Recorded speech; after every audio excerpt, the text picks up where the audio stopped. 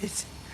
I looked my woman in the eye sockets. I told her straight out. I just said it, man. I said it. I said, bitch, I'm the man of the house. Yeah, you said bitch, though. You called your wife a bitch. Yeah. What is this Facebook Live? I've never heard of this shit.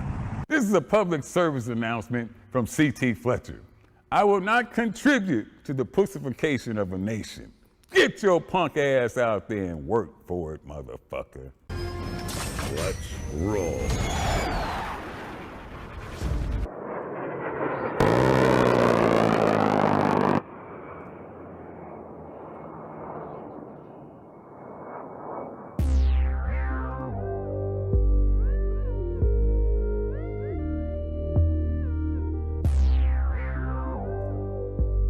What's going on? This is the Monday edition with ICE, broadcasting live from the Functional Veteran Center of Excellence. This 12 March 2018. And Flash is out fucking off playing superhero and shit. So tonight I have the illustrious Al. Deep Thoughts with Al. So Al's going to be my co-host tonight. All right, Al. All right, you can talk now. I was just playing Breaking Balls, dude. What's up, dude? You're low again. Fix your fucking sounds. Your sound. What it must have been you me screaming into you, or you were getting some mad bass or some shit. Turn your mic up. Is that better? Nope. Keep going. Up. Up. More. More. There you come on. Keep going. I'm as loud as I can get. No. Okay. Well then, adjust your mic then, so you can. So that way it's. How's that? Oh, put it over your mouth. There you go. Yeah. How do you like that? Yeah, there you go. Can you guys in the nation hear it? Give me a thumbs up, and that way I know everyone's good to go. Before I start yapping and blabbing, got to make sure we got comms up. So today was International Nap Day. Then I didn't get a fucking nap. So tonight's drink is brought to you by fucking Cafe Bustelo. Shots. Get closer. Somebody's saying get closer. Shots. No, not. Get closer. Sound off now. Go for it. Okay. How's that? What, would you have something over your mic or some shit? Actually, I have something behind it. Make sure that we don't end up with feedback. Oh. All right. Cool. So is that better? Yeah, it's a lot better. Okay, there you go. That's a lot. Well, I can hear you now, so I don't know. Everyone's kind of like going to say, "Hey, let me see if I can hear you for sure." So is that better? Yes, yep. A lot better. Okay, there you go. Well, I can hear you now, so there you go. I can hear you now.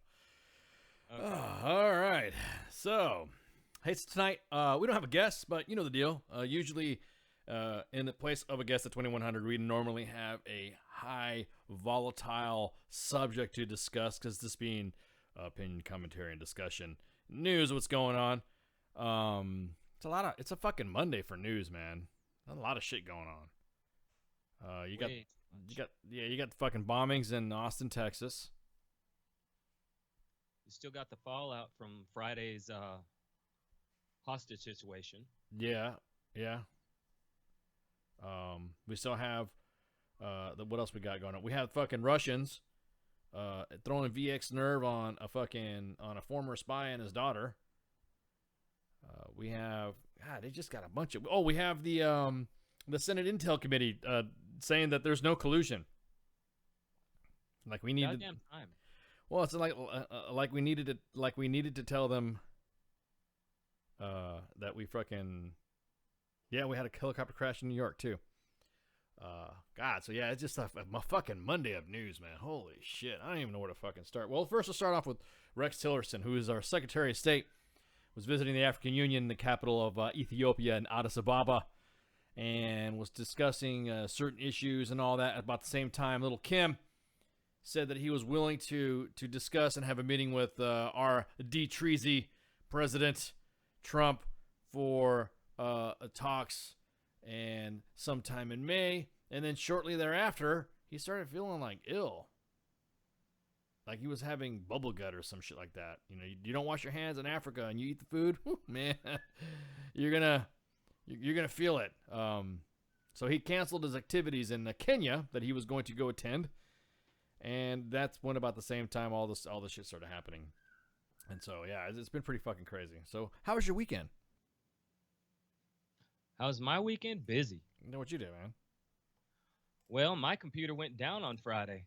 Oh, I ended up having to take that in, get that repaired, upgrade it, and then I'm getting ready for a holistic fair next weekend, so I'm getting a bunch of stuff done.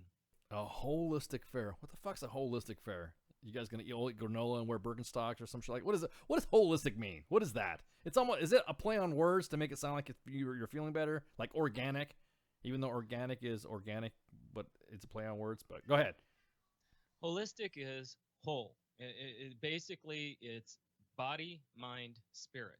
Rather than treating just the body or just the mental, we treat mind, body, spirit all the way up. I'm fucking with you. Sorry, man. Just fucking with you. No, I love it. I love it. So no, it's because it just seems like that whole industry just.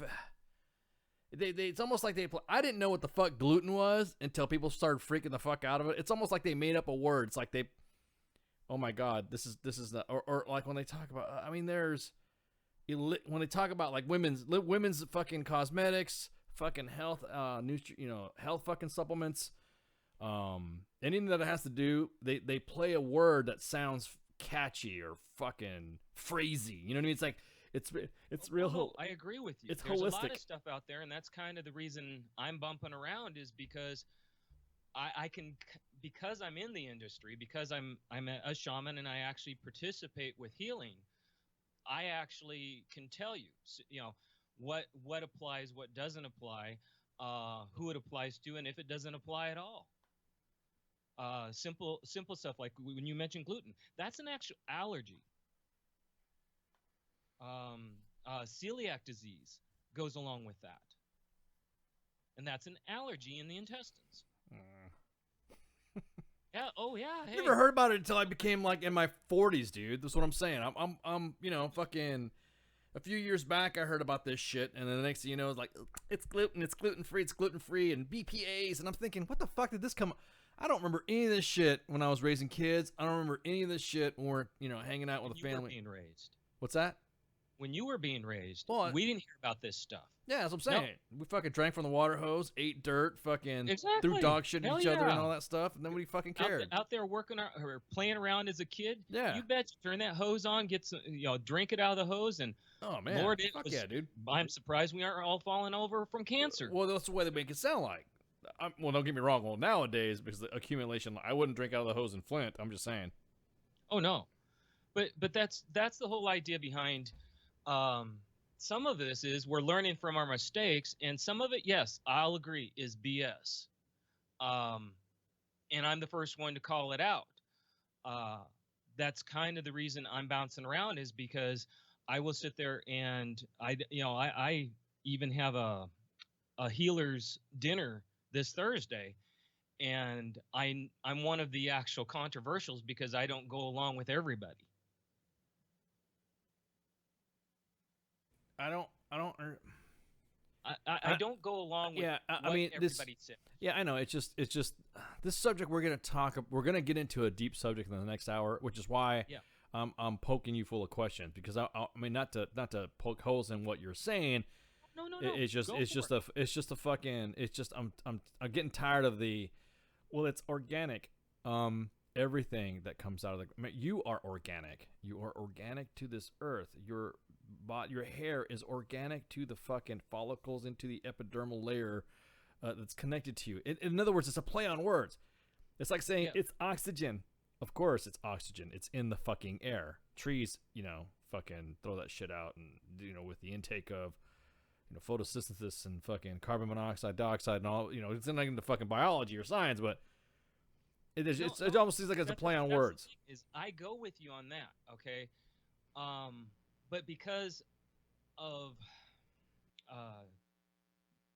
people wanting to live better as they get older, and see you're not that old. I'm older than you, but then I've also gone through some stuff because of my disability that makes me even worse off. How old do you think I am? I figure you're in your 40s. How old are you? If you don't mind me asking. 55. Holy shit, you're 55? Hell yeah. Damn, dude, you sound as young as me for team 50. There you go. There you go. Dude, you don't sound like you're 55 at all. Yeah. You don't at all. And I've had to go through a lot of shit to get where I'm at. Because, I mean, if you talked to me 3.5 years ago, I wouldn't sound this good. I was terrible off. And you just have to learn as you go. You have to learn what's bad for you. You have to learn what's good for you. I'm with the whole get away from the opiates thing. I'm with learning what will work for you naturally. All of that. There are better ways to do things. I'm not a vegan by any means.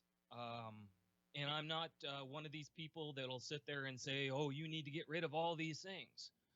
No. The best thing you can do is listen to your body. And now with all these options of gluten-free and everything else, okay, yeah, maybe they're going a little too far, but at the same time, you know, it's good to have options if you've got the problem.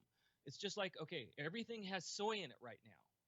That is now the filler for every damn thing that is out there. Yeah, but Used to be corn. Yeah, I know, but do you think that's kind of the reason why a lot of the ailments and the issues that we have currently with kids growing up these days is due to the change in, like, there's a lot of kids with obesity issues, there's a lot of kids with bone density issues, there's a lot of kid with, you know what I mean, there's a lot of Yes. behavioral and birth defects due to the fact that that type of change, I guess you would say, like the reason why yes. we fucking ate this fucking I'll go shit. with you on that. You know what I mean? I mean, this is a question because I again, people look at me like I'm fucking smoking crack when I fucking, what'd you feed Baby Ice? Oh, I get Baby Ice this, Baby Ice that, and Princess Ice ate this, and they ate that, and they ate this, and they're thinking, oh my God, what happened when he ate it? He fucking put his little No, paw back prints when all over you the and I fucking were TV and kids- shit. No, when you and I were kids, they were giving animals testosterone. Okay, they were giving they? They were giving them injections of steroids to make the beef more lean.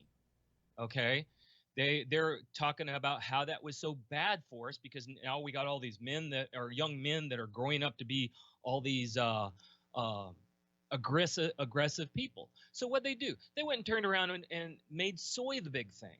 And before before steroids were the big thing in meat, our fillers were all corn.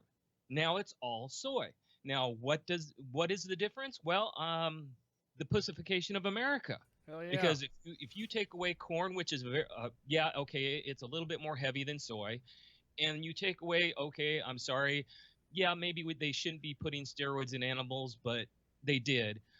You start taking that stuff away, and you're kind of milking us down. Yeah, and that's what I'm saying. You're I don't want to say it's like the natural circle of life stuff. The reason why, well, you know, people nowadays are suffering this disease more than they used to be because of other. Well, first off, you have fucking anti-vaxxers, and then you have, like you said, you have food that's no longer cooked. You know, that's that home cooked fucking meal and shit. You know, 2-second roll on the fucking floor, you'll be all right. Didn't fucking know that happened when you were a fucking kid eating, but you were happy to eat mama's cooking, right? So Exactly. so now it just seems like And mama's cooking was good for you. She always made sure you had your what she was told was the food groups, which was of course your vegetables, your of course, meats, yeah, and somewhere in there during the day she tried to give you some fruit. yeah. Well, now they've made it so damn complicated. You would have to be eating 5 to 6 meals a day to fulfill what they tell you to do. So there's no way, and they've broken it down so much. Yeah, you're gonna have. I mean, you look at kids. One, the expense of food. They turn around. They send you to processed places where you pick up stuff from McDonald's and everything. That stuff isn't the greatest for you. Well, you're not at home. You're not eating like we used to.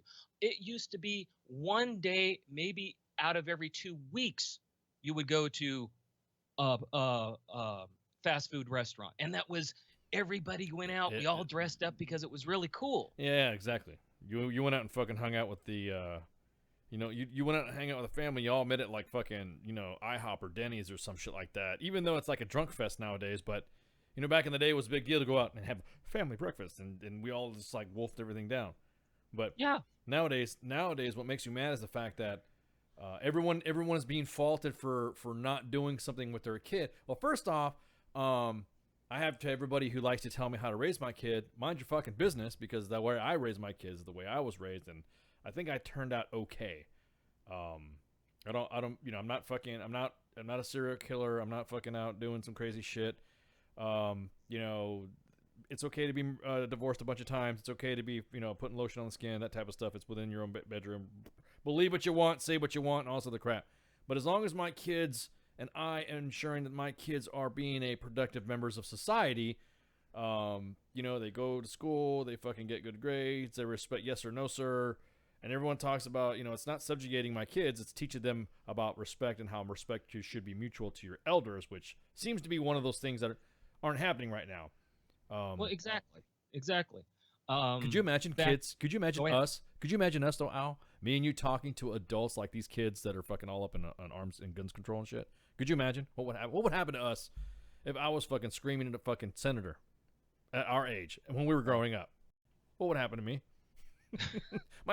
My mom would come out of the fucking audience and tell you to go to the fucking front of the building to go grab a switch, or my dad would be taking his belt off, fucking about ready to fucking slap that ass because you don't disrespect. You know what I mean? It's a respect thing. Yeah. So My mom, all she would have to do is give me a look. well, And it's me- like, oh damn. well, I you know, Hispanic nature. I've had chanclas and coasters and, you know, wrenches and fucking sockets thrown at me and shit. So multiple languages being spoken in my house to where I would have that type of dialogue back and forth, which was one-way conversation. But it just made me mad because it's because today at work we were, you know, because everyone talks about that, and I'm overhearing, you know, fucking people in the building, and they're fucking talking about parents and kids and what their kids are doing at school. And I told the teacher not to make sure that they don't eat this and they don't eat that and all that. Meanwhile, I see pictures of the fucking kid, and it looks like they're, you know, they should be on a UNICEF they should be getting a bag of rice or some shit, because these poor kids can't be kids, or they're not running around. They're not, you know, oh, and that kid, and he came home and he had a bruise on his foot, and he had a bruise on his leg because he was running around, and they said he hurt himself. He's a fucking little kid. Little kids hurt themselves when they're not playing in the fucking playground. I was gonna say, you know, back when I was when I was growing up, if you didn't come home with something like a bruise, your parents looked at you like, did you get in trouble? Did they keep you in from recess? Yeah, yeah, how come or there was no grass stains or dirt stains on your fucking on your jeans or your pants or whatever because you were out playing. You know what I mean? You were a fucking kid. You were hanging out. Exactly. Now it's just become a fucking coddle fest of shit for everything now. I can't even, you know, after watching everybody's fucking newscast and watching everybody in the reports and stuff like that, and I watch what goes on and looking at social media, watching you guys talk on, or watching you going through your stuff on social media. It's almost like everybody's has been given a voice too much, the sense of privacy and the sense of mind your fucking business, or a respect has gone out the fucking window. Half these little shits wouldn't be talking to I don't know, you know, would you fucking send emails or fucking nasty emails or some shit talking stuff to Danny Trejo? I wouldn't. Dude's a badass. He kicked my ass, right? See, but back in our day, we wouldn't have even known who he was. Well, no, we wouldn't know who half of course we would. quarter Of course we would. We would know he was always the bag. of the people that are out there right now, because we didn't have social media No, unless it was A on movie, TV or the movie, radio. or a movie. Danny Trejo always played the bad guys in Chuck Norris films or prison films because he was in prison. You know, and that was the bad guy role for him. But I knew that was Danny Trejo when I was growing up, and I know that if I was fucking sending him a letter, let's go back. If I was crank calling his house with a rotary phone, or I was fucking, or I sent him a letter, he'd kick my ass. Well, and you'd expect him to. Exactly that. And that's the whole problem behind everything now, is nobody expects repercussions anymore. They're like, oh, I'll lawyer up, or no, I'm within my rights. And it's like, but what about respect? It's not about rights. It's not well within your constitutional rights. Let's talk about just simple common sense and respect, people. Oh yeah, that's what I'm saying. That is, You know, even to this day, because you know I have a blended family of different races and all that stuff too. However, I was raised pretty much Southern, old Western type of respect. It was you saw a man walking on the street and you're both walking up to each other, and then you both locked eyes and you would say, "What's up? How's it going?" Or "Hey, man," whatever. Exactly. And that was the and then you did the fucking head nod up, or you say, "Hey, what's up?" And then you locked eyes back to head nods to the front, and you walked past each other. You know what I mean? That was, or when there was an old man that walked up to you and said, I need some, you know, I can go. And you would drop everything and say, "Yes, sir. What is it you need? I need to find how to get here." Okay, then you know what I mean? You need to get this directions and blah, blah, blah, blah, blah. And that would be it. Or when there's old people sitting and you're waiting in fucking IHOP and there's old people walking around that want to wait in too, I get up and get all the kids, everybody up together. And I'm like, "All right, hey, this old people, you know, hey, sir, you can sit down if you want." Or a pregnant woman or whatever. Now everything's gotten to the point where it's so fucking jaded that I see that even in the gym, people are they believe that they are more important than everybody there. oh my mean, god, everywhere. oh my It's- god, dude, you're triggering me, man, because I had a gym episode last week. Hey, look, I'm not fucking old. I'm not that. Okay, look, I may not be as bristly, I guess you would say, with all the tattoos and the fucking tribal bullshits all over you and stuff like that. But you know, I'm doing my stuff, and I'm working out. I'm doing my little thing, and clearly it is evident that little corner, because I don't take up gym space. I'm like I said, I'm an old man. If I can go here in the fucking corner and do my own shit. But when you come over, obviously pretending that you have fucking, if you're walking with me with Invisalats and you've totally fucking skipped leg day, and then you try to talk over me to say, "Hey, I'm working out here," and then I look at him and I said, "No, you're not. I'm fucking right here." And then we're both looking at each other and we're both like doing the fucking, and I'm laughing at the guy because he looks like fucking chicken legs and shit. Baby Ice has got bigger fucking legs than him. And I'm like, "Dude, really? Are you really gonna fucking? Well, you don't understand. You know, you old, because you guys need to." I'm thinking, you've got to be fucking kidding. You know, of course, the fucking gym people come by. "Must seem to be a problem." They always got that gym guy that looks like what's his name? Fucking Napoleon Dynamite. "Hey guys." Yeah, You know- the small almost nothing. The almost nothing gym guy with a sunken in, with a polo shirt. "You guys are a problem here. Do I need to call the cops?" And then the guy's like, "No," and he's wearing his fucking tap out shirt and Affliction and all this other bullshit with his multi fucking, and it was a respect thing because of where I'm at. Everybody knows who I am already. So you want to try me, motherfucker? I will more than happy. I'll swing a fucking kettlebell and hit you in the face. I mean, old people fight dirty.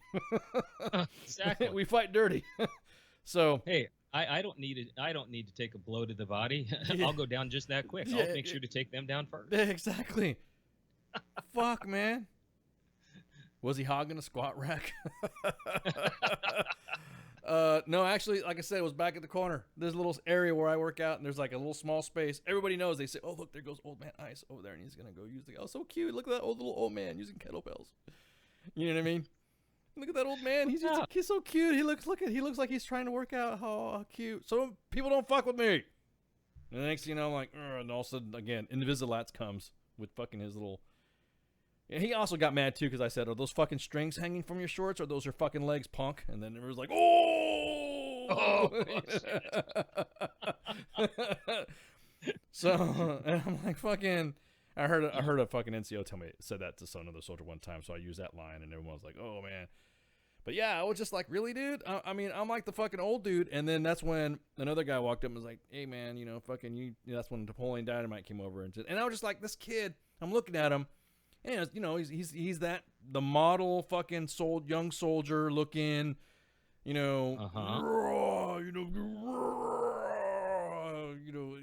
Trying to look good in uniform. He wants to make sure he looks good in uniform. Oh, yeah, exactly. Well, as a matter of fact, I think he does more working out than soldiering, so that's my biggest thing. So I troll him. I'm of rank that I can goof off in the fucking gym a little bit longer than most Joes. So I fucking troll him. So they're like, "Oh, well, fucking, he's always in here fucking around." So, So then the next day, I was in there. Then it wasn't a big deal. He was all off on this corner, and it wasn't, he was the guy that was going I gotta blast, gotta get them gains. And I'm thinking, Jesus fucking Christ, dude. So my whole point being was about the respect thing. It was a whole point being about things in our society now that has gotten everybody so, like you said, like you perfectly said. I mean, you just hit it right on the head, Al. So fucking pussified. Like, if you have anything coming back at you that requires you to have a little bit of resilience, or I don't know, man the fuck up, then people get fucking pissed. Ice told me that I need. You know what I mean? I'm going to tell a little bit give a little bit more out about me. I've got a son. He's in his 20s, and he's autistic. He's got 2 college degrees, and even though he has his problems with dealing with other people, his employers like him more than most everybody else he works with. Yeah. And it's because of the fact that when I brought him up, I taught him respect. Well, see, that's the thing, though, Al. Think about this. Is he really autistic? Because back in the day, we wouldn't have called him autistic. Oh, no. He is autistic. No, I'm just asking. It's one of those rhetorical fucking, those hypothetical rhetorical, questions that make you think. Back in the day, some people would have put me on fucking Ritalin. Somebody Me would too. Actually, you know what I mean? Somebody would have fucking put me on medication. Actually told Alfred, my mother, that. They actually offered her Ritalin for me. Yeah, I mean they freaking refused, but yeah. Well, they told that had its own ramifications. Yeah, I mean, my mom. We see kids nowadays, and my mom, she's like, "Oh my god, you were." Oh yeah, you were.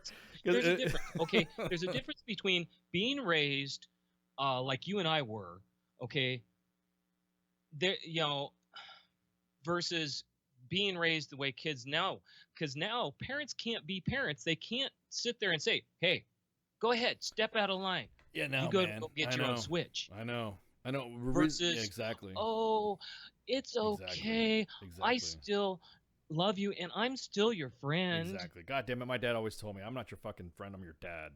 Exactly. That's yes, sir. I move out and fucking fucking mow the grass and fucking rake them leaves. Yes, sir. That was what I fucking did. My mom's saying to me was always, "I unconditionally love you. It doesn't mean I like your behavior today."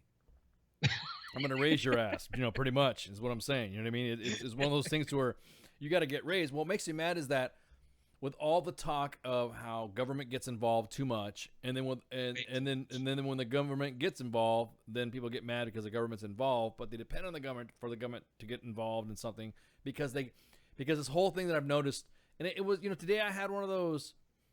Like I said last week with the gym thing, and then today, Monday, I had one of those step back from fucking. I stepped back from reality, and I'm thinking, there's no parenting, there's no men, there's no nothing, There isn't.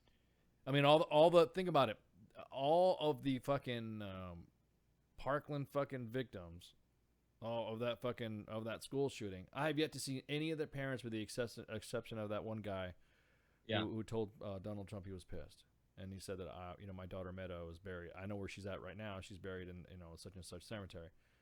But that was the only dad that I saw. I didn't see no mom. I didn't see no parents getting involved. I didn't see no dads. It's not ready to trigger me.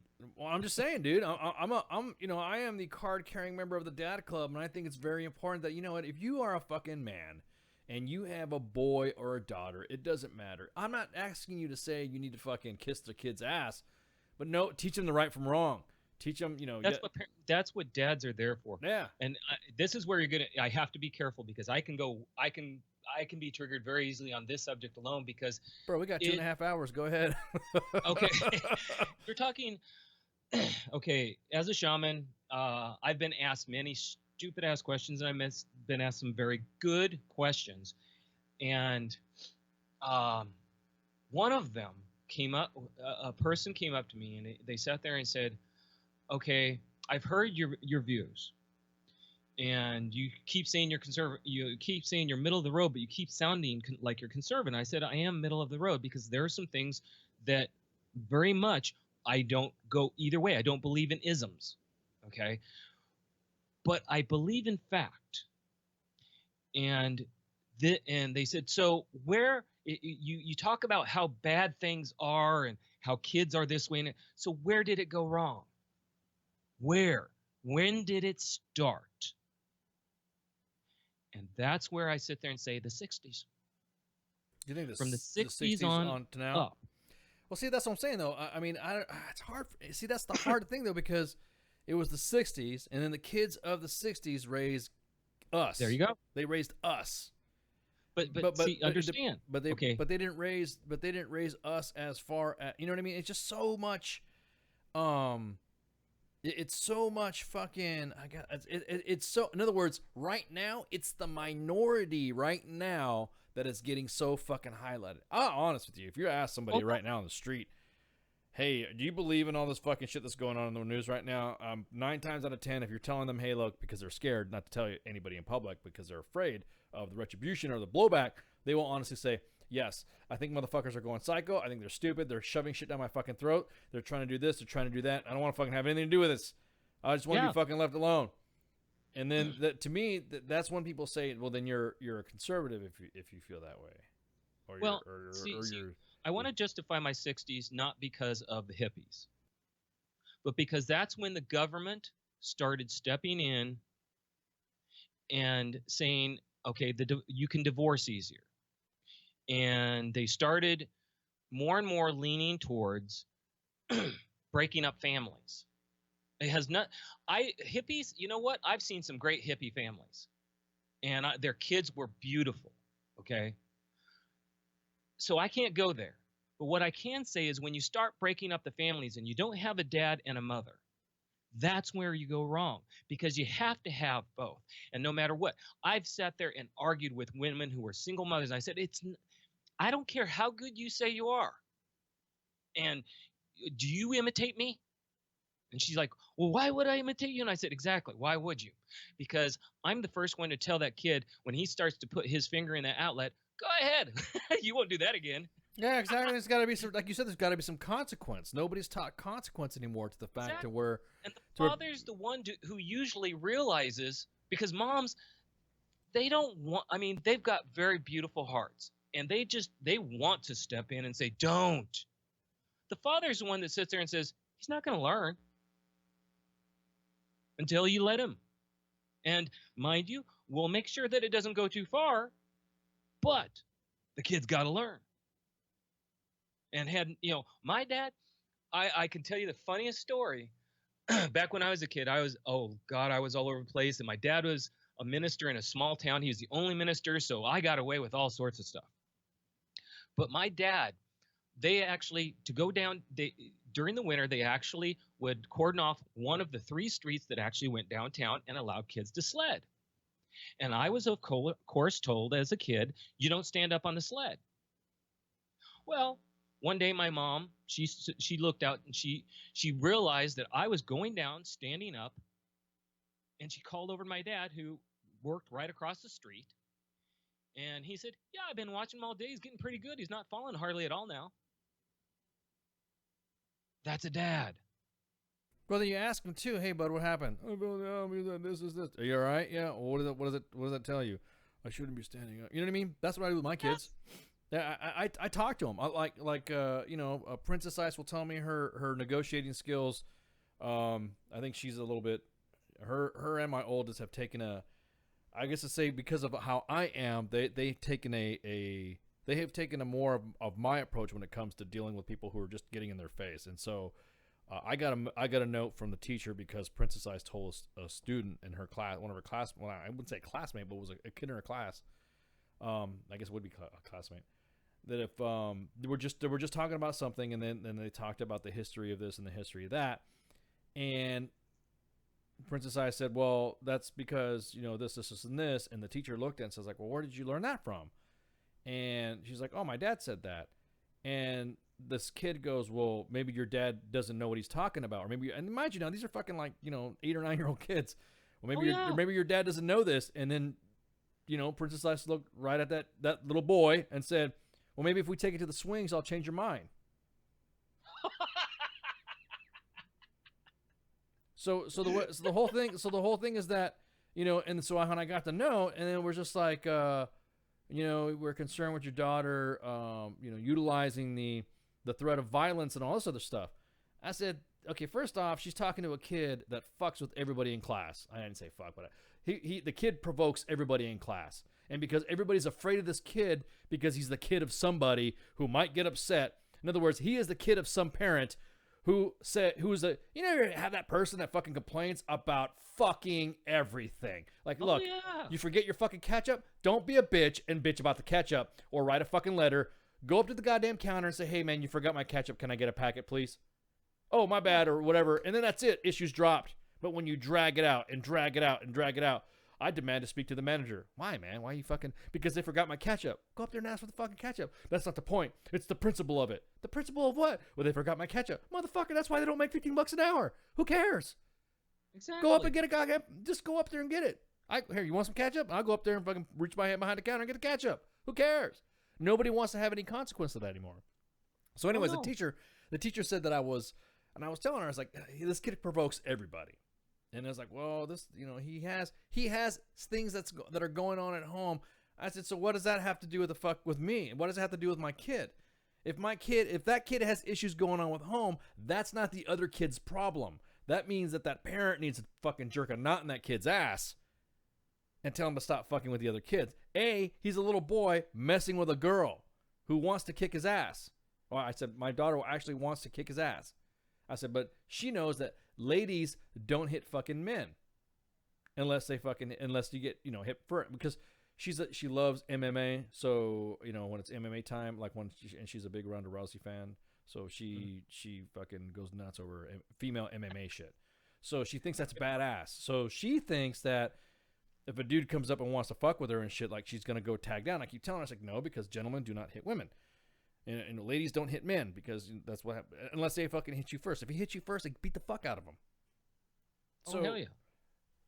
So, yeah, why not? Fucking, who cares? I mean, if she can kick his ass, fuck yeah, dude. I'm not, you know, that whole fucking movement with the shit like that. And that's another thing, too. She has a dad. She has, Exactly. I'm her dad, so it's easy for me to say, I even told her, I said, if anything happens at school, you'll be good to go. What do you mean, Mom? But that's just it. Get in See, trouble. mothers don't want the confrontation. Yeah, exactly. The fathers, I mean, we'll sit there and go, you know, the kid comes home and said, well, I got called in the principal's office. And in behind the dad's head, we're going, Yeah, exactly. Oh, fuck yeah, dude. Oh, my God. Yeah, what happened? What happened? You know what I mean? What really happened? Well, I pushed him off the swing because he was talking shit. That's what I'm talking about. And I let her talk the way she want. Like, I told her, I said, you talk to me like the way you talk to your friends. Obviously, you know I'm your dad, so you can't, you know, go tell me whatever. So she's like, Dad, that's some bullshit. You know, there she is. She's telling me, Dad, that's bullshit. No, I don't want her to feel repressed in her feelings to tell me what's going on, because if I treat her like that, then she's never going to tell me anything else. But here's something I'm going to bring to your attention, because I just listening to you, okay? What you're raising is a daughter that is going to have more ability to deal with relationships as she grows up the way that most kids can't anymore, because she, one, knows how to communicate, two, she has respect, but at the same time she knows how to communicate, and she has the ability to realize when communication time is done. Well, see, that's the thing too, man. It's a lot of it is the you know, Brandon threw it in the Facebook live chat that preaches before the symbology of the family is institutionalized at the home. Broken families lead to broken communities, lead to broken communities, and leads to broken societies and cultures. You could not have hit that any more further on the fucking head. Exactly. And that, however, you know, the usually in a single family home, a single parent is more than likely with the custody of the kids is always going to be the mother. It's just the way society is, man. I don't want to go there. Yeah, you know, I know. I'm just saying, it ends up being a woman who has to be fucking both sides, because they have a fucking shit stick that doesn't want to pay fucking child support or whatever. Hey, I don't care what happened. Then she'll sit there and she'll badmouth the father, making in front of the kid. Horrible. In front of the kid. You have your if you're going. Well, he's gonna hate himself because his mother hates men. Exactly. If it's girl, Exactly. she's going to be raised to be suspicious and hate men and only think that they are worth what? Child support. Money, Child support. Yeah. to have a kid, and to get laid every once in a while. Other than that, throw 'em out. Yeah. No, Yeah, I could go around on all this, and this is where the whole family unit thing comes together. And I saw it when I was in the Army. I've seen it since I've been out. All these things culminate back to when they made it easier to divorce, because they don't take marriage as seriously. No, they don't. If I don't get along with it, no problem. I'll just divorce her. No, it didn't used to be that way. It No, used to no, take- exactly. That's why I got like 8 ex-wives, because I'm tired of the shit. I'm tired of getting screwed over. I'm done. Well, I have no patience. exactly. Maybe that's an issue with me. You know what I mean? Maybe I'm fucking broken, or I shouldn't say broken. Maybe that's my problem. I don't have tactical patience in dealing with bullshit, especially at our age, dude. Come on, man. I don't Well, have fucking but time here's for this the deal. bullshit. Back when our parents were growing up, they had to be one.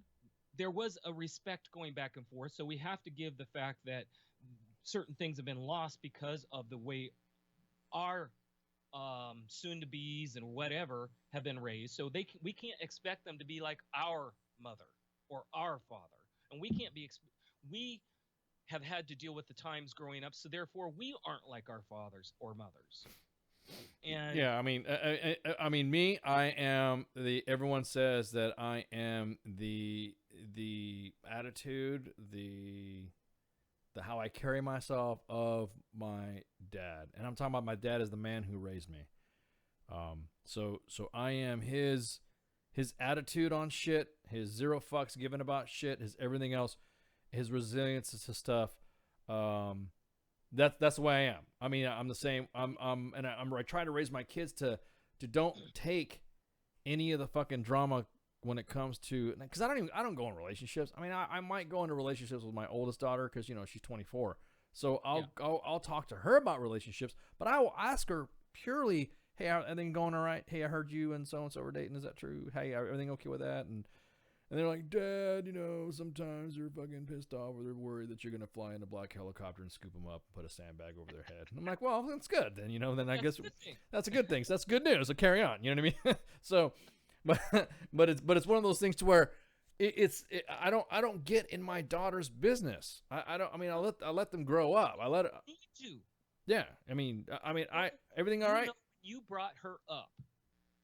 You, all the time, were there listening to her, letting her realize what a man is, so that she can create her own relationship how she wants it, from the fact she knows how you were and how she looked at you.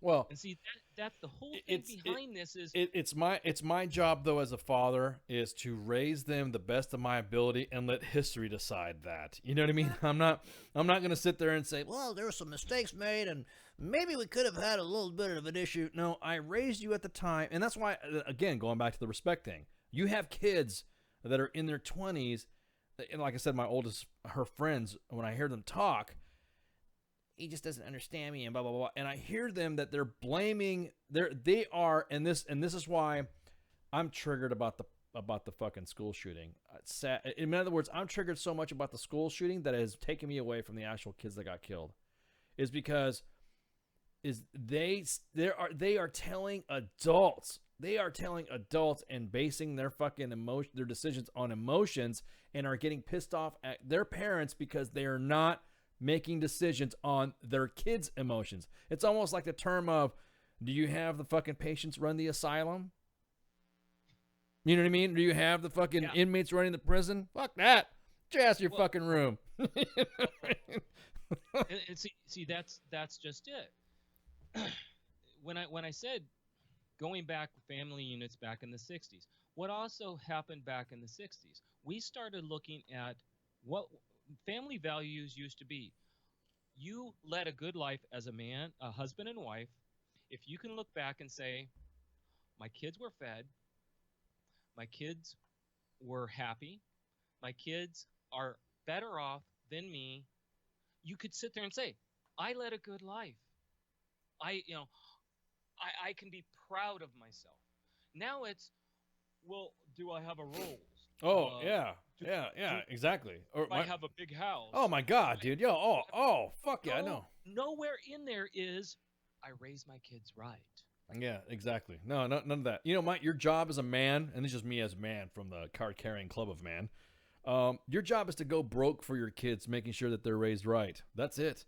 Once you have, and if you go through a divorce and you're having issues and you're having drama with your ex, it's only with your ex, not with your kids.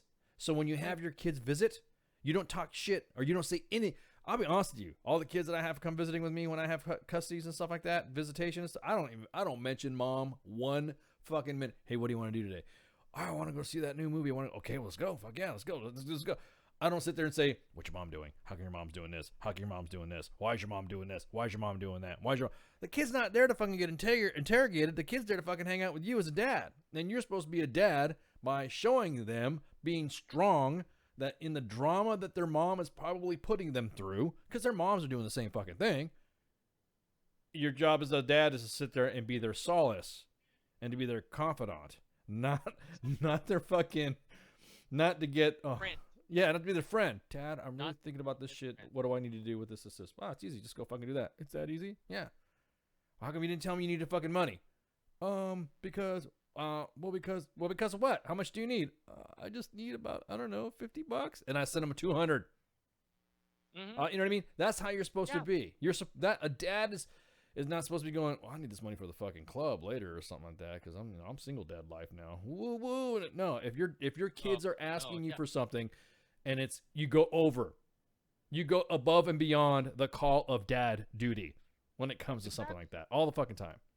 That is what parenting. That is truly what parenting is supposed to be. Is okay for the minute you have that kid for the next 18 years, you are supposed to be committed to those children. After the 18 years, you start going, okay, well, it's time for you to screw up, okay, and I'm gonna go start having a little bit of fun, but you're still there. But it's a different role at that point. It's you going, okay, you know, what did you learn? Or how could you have done this differently?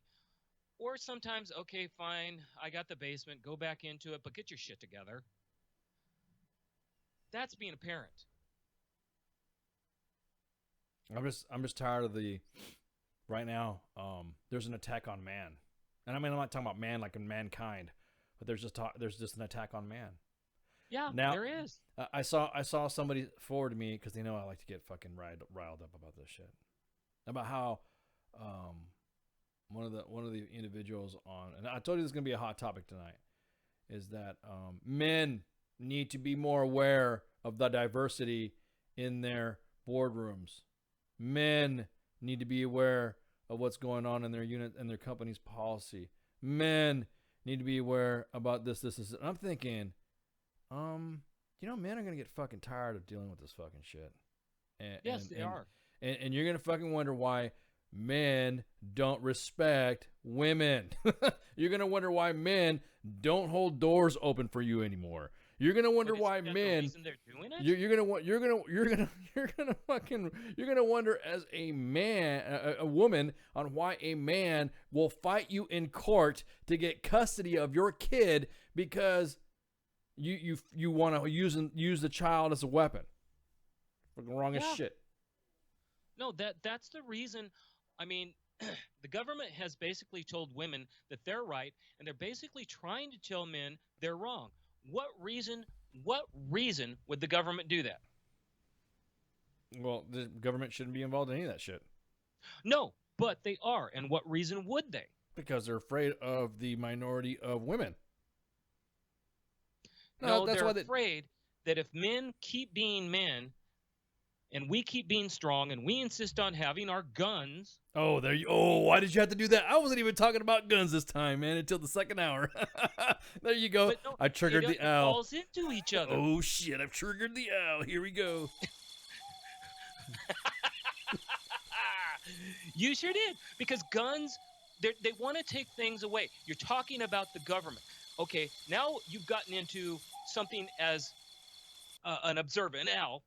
I watch, and the thing that I watch is globalism, there are a bunch of people that right now are in power behind the scenes. Yeah. Oh yeah. It's not about our elected officials. Our elected officials are puppets. Okay? And whether they want to admit it or not, they are. So, okay, you've got these elected officials that we think are supposed to be representing us. And here, Hillary Clinton, she was ready to hand us over to the EU. What was the significance of that? If she would have handed us over to EU, we at that point would have our policies dictated by a bunch of men who are mobsters who have nothing to do with elections and have everything to do with greed.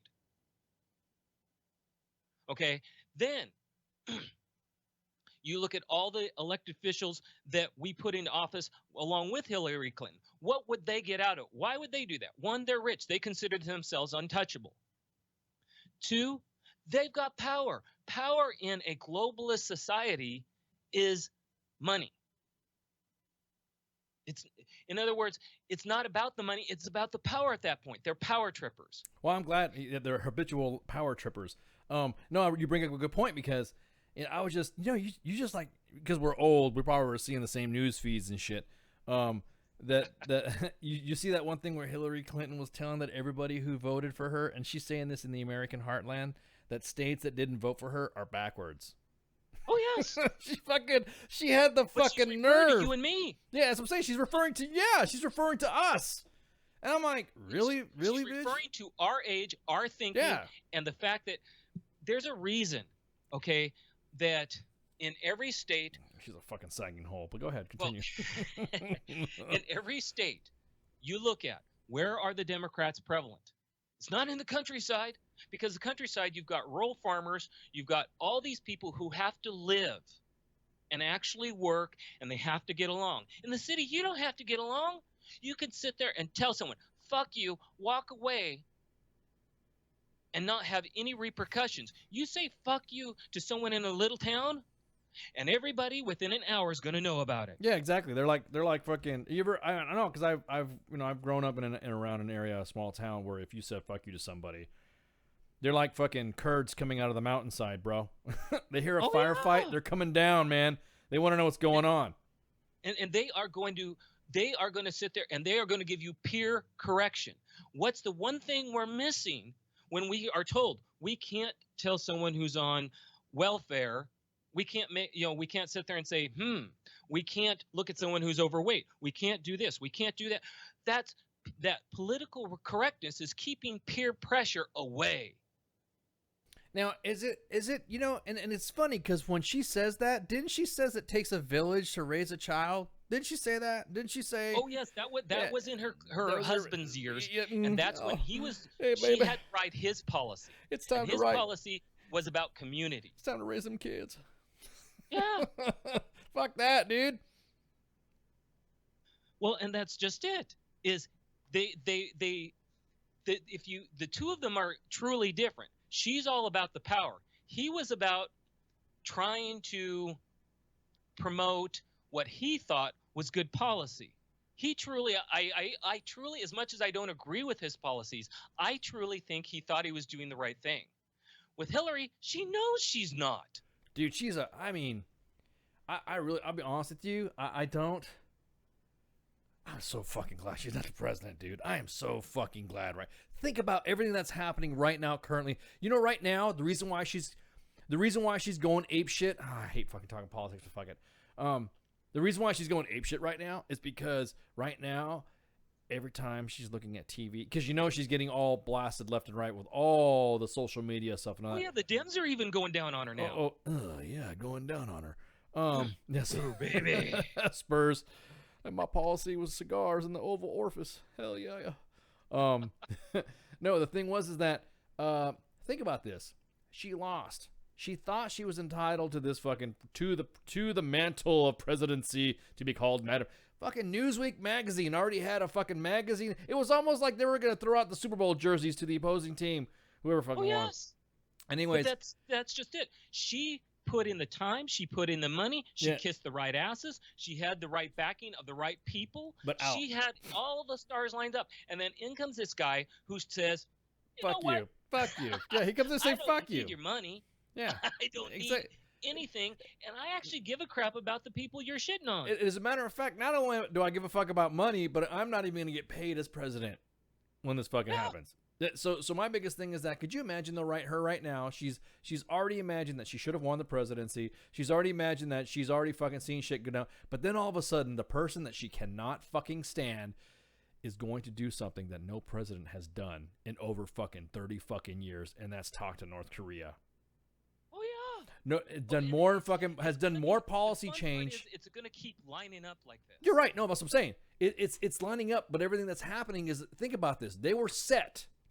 When I say they, there was forces that were dealing with the members of our own government. I don't want to be all fucking tinfoil, that were set Oh please, let's have some fun. to destroy the way we think about the way we do shit. Look at what happened when Trump said, 5% aluminum, 25% tariffs on fucking steel.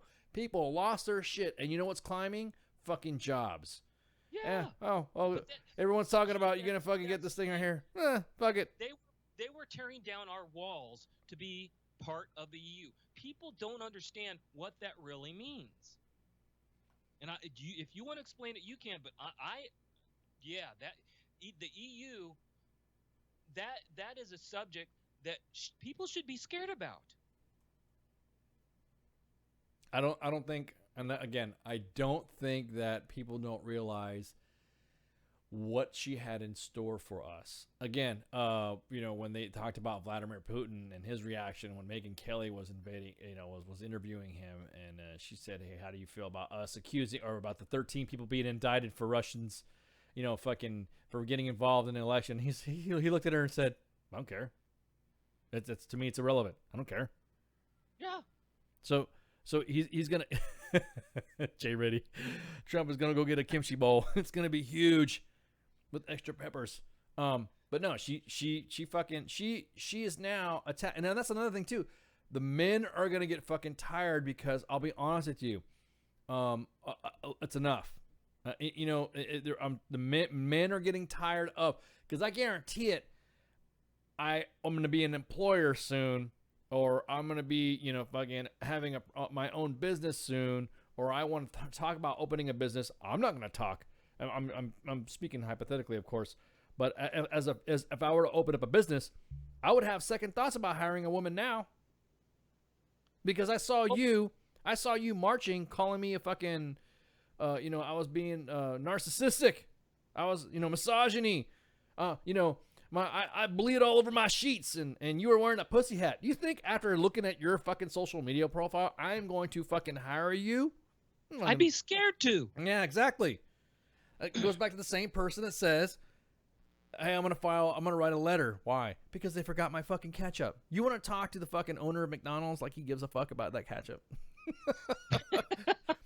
I'd be the motherfucker that be backing up a goddamn ketchup truck and put it on your fucking lawn to be a smart ass.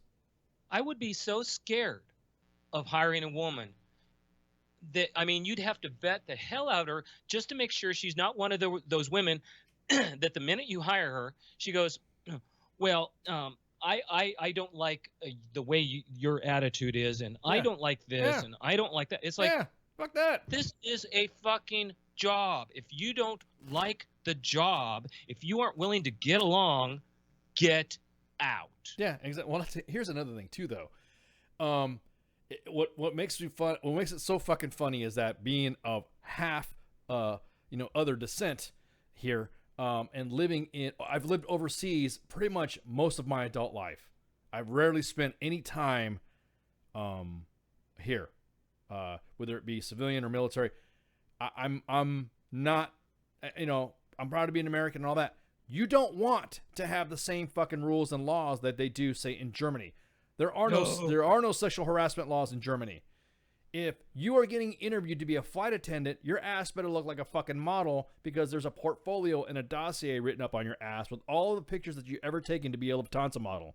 If you are to be a fucking to be hired on, there is no, if you want to work in an area that requires you to lift something in an office, they're not going to hire you. Why? Because girls can't lift up that shit. They will say that specifically. Yes. So See, and that's say they want to be like Europe. They want to be like overseas. God, are you it's like Are you fucking live shitting there. me? Yeah, go fucking. Are you shitting me? First off, don't get me started on the fucking taxes. Don't get me started on the fucking laws. Don't get me. You think censorship is bad? Right now, WTF Nation Radio has to get smuggled in. No shit. WTF Nation Radio has to get smuggled in to fucking a podcast on an alternate website that got sent on an aggregator. That's why I play June Wolfsburg band music. Is because she's like, yeah, I heard this on this thing. I'm like, well, what the fuck is this? And I look at the fucking site that she puts me on. This is where all the underground music comes from. Huh. That they get in Germany because they can't fucking get it because Facebook over there. Think about it. Facebook listened to fucking Putin to say, and okay, I'm saying this on Facebook. Facebook listened to Putin when he said, hey, stop talking shit about me to my opponent so he doesn't win. And Facebook goes, okay. Germany says, we don't like all this fucking talk that you're getting from the States, so tone this shit down. Okay. Right now, according to the Nielsen, you know the Nielsen company? They're the guys that actually rate ratings for TV, Netflix, and all this other stuff. Oh, yeah. Facebook use has been down. Facebook lied. They said it was 2% last week or a couple weeks ago when actually Nielsen revealed that it's actually 25% down, meaning that 25% of users of Facebook is dropping every week. Ugh, you know the best part about this stuff is you know what, just like What's Her Nuts? What was that fucking chick? One of the Kardashians fucking said something about Snapchat and stock just fucking dived. Huh. Yes, this is what I'm doing. Yes. This is all part of my plan. Well, that's just it. When people see over in Europe, they want truth. Yeah. Because they know they're not getting They're it. not going to get it. Exactly. They're not going to And get it. the more that you turn down, see, people sit there and say, oh, I want socialism. Europe has it, and it's great. Yeah. I lived over in Europe for 2 years. I had many German friends. And the things that I learned, I wouldn't wish on maybe on my worst enemy, but not my worst enemy over here. Yeah. Well, I mean, but they are so repressed. They are really fucking repressed. I mean, oh my God, even their weather is like fucking repressing too. That's why I visited fucking Oregon. Oh, no shit. I flew from fucking Oregon to Germany or Washington. It's the same fucking weather. No wonder motherfuckers are fucking depressed over in Germany. Yeah, hello. Oh yeah. Over there, I think one summer we had 2 weeks of summer. It was a 2 week. I was there too for the 2 week record of fucking 80 degrees. Mm-hmm. and old people were dying like crazy because it was a dry heat. I'm not laughing at old people. No, hey, look, guys. Hey, I'm not talking about and I'm not. We at WTF Nation Radio and US Army WTF Moments fully support the integration of women into anything, and we don't care if a woman fucking comes in and can knock it out of the park. Fuck yeah, dude, do it. If a woman can come in and kick ass and take names, do it. If a woman can come and do this, cool, do it. But if she asks for privilege because she's a woman, yeah, then you're wrong. That's what's wrong. Exactly. That's what's wrong. I mean, oh my God, we have the most diverse members of the staff at WTF Nation Radio. You name it. We even have people that go up against other conservative norms and liberal norms because we want to try to keep as centrist as we can. But we go up against the grain. Because we don't care. If you could provide and you are providing a service to veterans to get them out of their hole, to entertain, like Red Leg said, make sure we're providing, some resources for assistance, then yeah. Oh shit, we gotta take a break, dude. Fuck. Okay. So the reason why we got up all this subject is because we're gonna talk about the shooting that happened at the vet center. And it was purely coincidental that Al was on here because there's a lot of issues on here that are pissing me the fuck off that are not being covered on this. And this is sort of kind of pseudo tinfoil-ish a little bit, but then again, it's related to veteran issues, so it needs to be caught up. So stay tuned. Don't go away. We're gonna take a break right quick, and then we'll be back. So man shots. Shots. Man shots.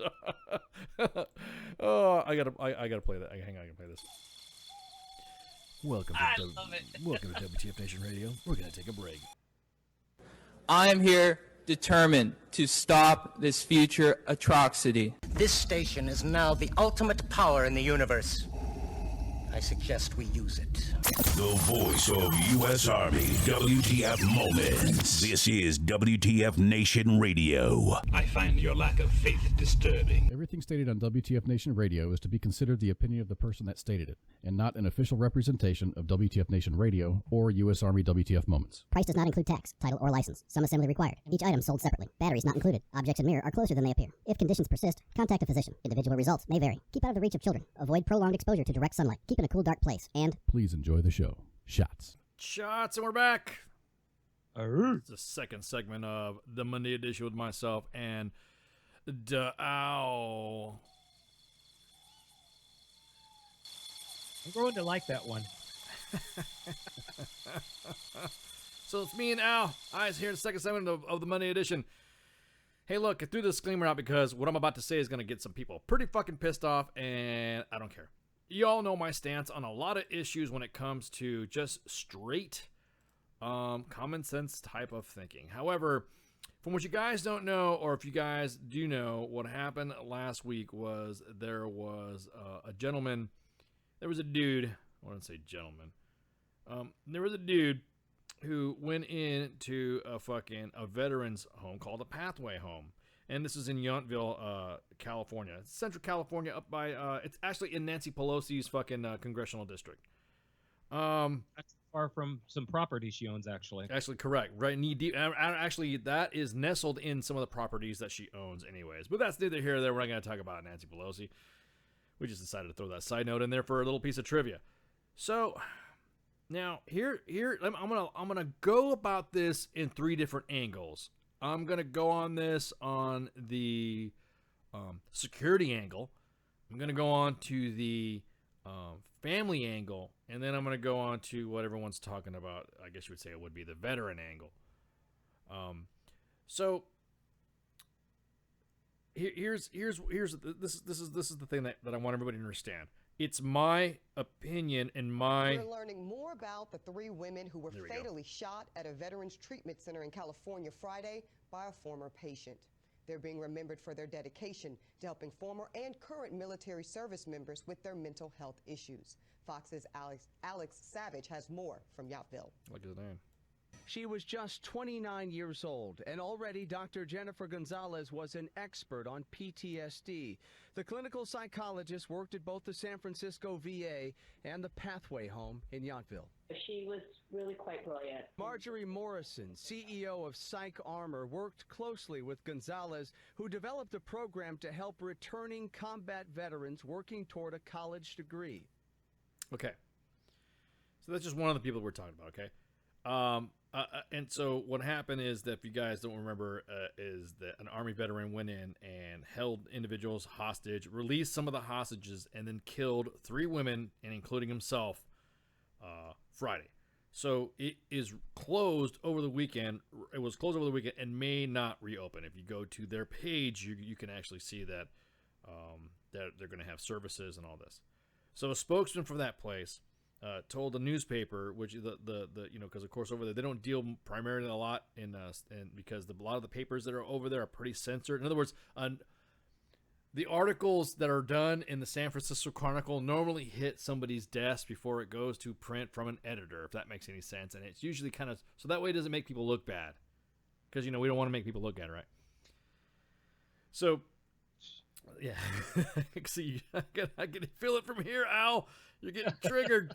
So they told the paper that the program 6 patients have removed various hotels in Napa County while the law enforcement officials continue the investigation. We don't know whether that building is going to be placed where the people want to live in or want to work in after what happened on Friday, which is understandable because it still has bullet holes and other stuff to it.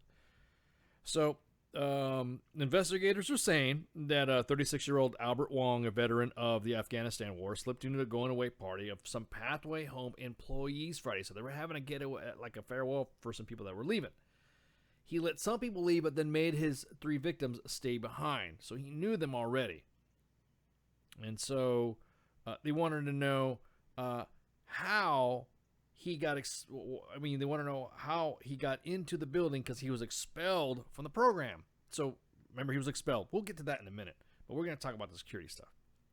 So the administrators have been begging the VA and the California Association for the Department of Veterans Affairs, they were talking about how we needed to have a security because they considered, obviously, due to the fact that dealing with veterans in an environment like this, as large as like this, we want to make sure that, we're secured.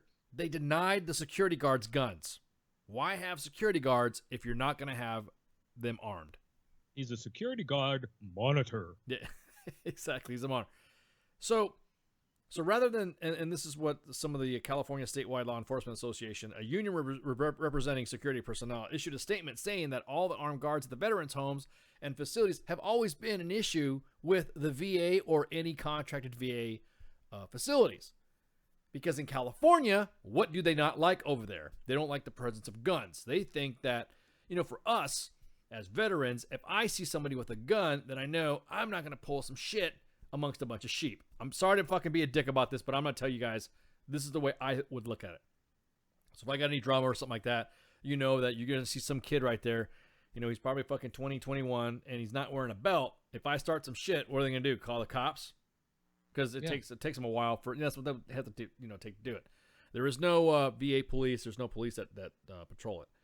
So they have always said that, and this is for armed guards, not just for, in case somebody goes and flips the fuck out, but this is also the safety of the veterans in case of, because in some areas in California, some veterans facilities are in areas that are high crime.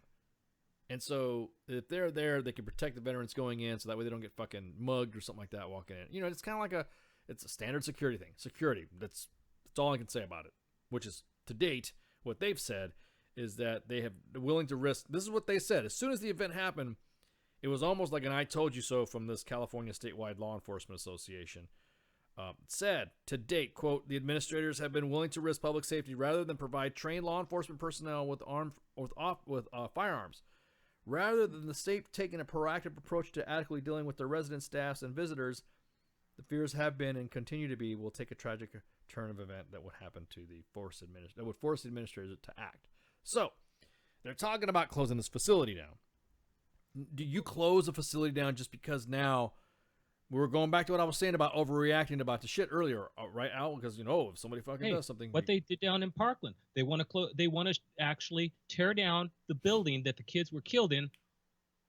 Well, that's the same. That's the same. But what I'm saying though is that the knee-jerk reaction is to close the whole facility down, not just the fucking, not the fucking, because it happened in one area, one room of the building or whatever. They want to close the whole facility down now because now what people are saying is that, we got veterans that are up in there that are doing that shit. That's going on with this. So that's the just like refugees. Yeah, just whoa. I mean, do they really want to fucking go down this route? So, anyways. So this kid fucking Wong was, served in the Army Reserve from 98 to 2002 and then enlisted for active duty in May of 2010. And deployed to Afghanistan in 2011, according to him. And he always wanted to join the Army, serve his country. He was soft-spoken and calm. That's what everybody's saying, was grown up, how he was when he was a kid. And he had developed some health problems. He moved back in with his adoptive parents after he returned from deployment to from Afghanistan, and then thought that he would be helped out to be able to readjust from the Army, and he even told his fucking family members that he thought he was going to get a lot of help from this program. So that is the security method of it. Now let's go into the next subject of it. God, the next subject of it is going to be the fact that this kid was expelled. Okay, he was expelled from the fucking program. We don't know what he was expelled for, is what they're not fucking saying. And what I don't want anybody to fucking go down this route, because this is what pisses me off about fucking vet rage and all this other shit. Sometimes it's fucking placed properly, but sometimes it can get it's fucking stupid. Again, I'm telling you guys, that's why I put the fucking disclaimer, because I'm gonna piss off a lot of people. Everyone's talking about how those doctors fucking they did this. L'Oreal Paris presents new Colorish Shine. Lacquered color, addictive. Sorry about that. Fucking ads, dude. Fucking pisses me off. I can't play a fucking sound clip. So, I mean, I read the article already. But anyways, the point being is that there are people that are saying, now these are what fucking some people are saying, and it fucking disgusts the shit out of me. Breaking news, former Secretary of the Army and former VA Secretary Togo West dies at age 75. So, we just got that. Everyone's blaming the doctors. They shouldn't have expelled him. They shouldn't have done this. This is a tragedy. They shouldn't have expelled him from the program or whatever. They shouldn't have done this. No. We don't know. We don't know what the fuck happened. So before anyone starts pointing fucking fingers and blaming the doctors on this shit, don't.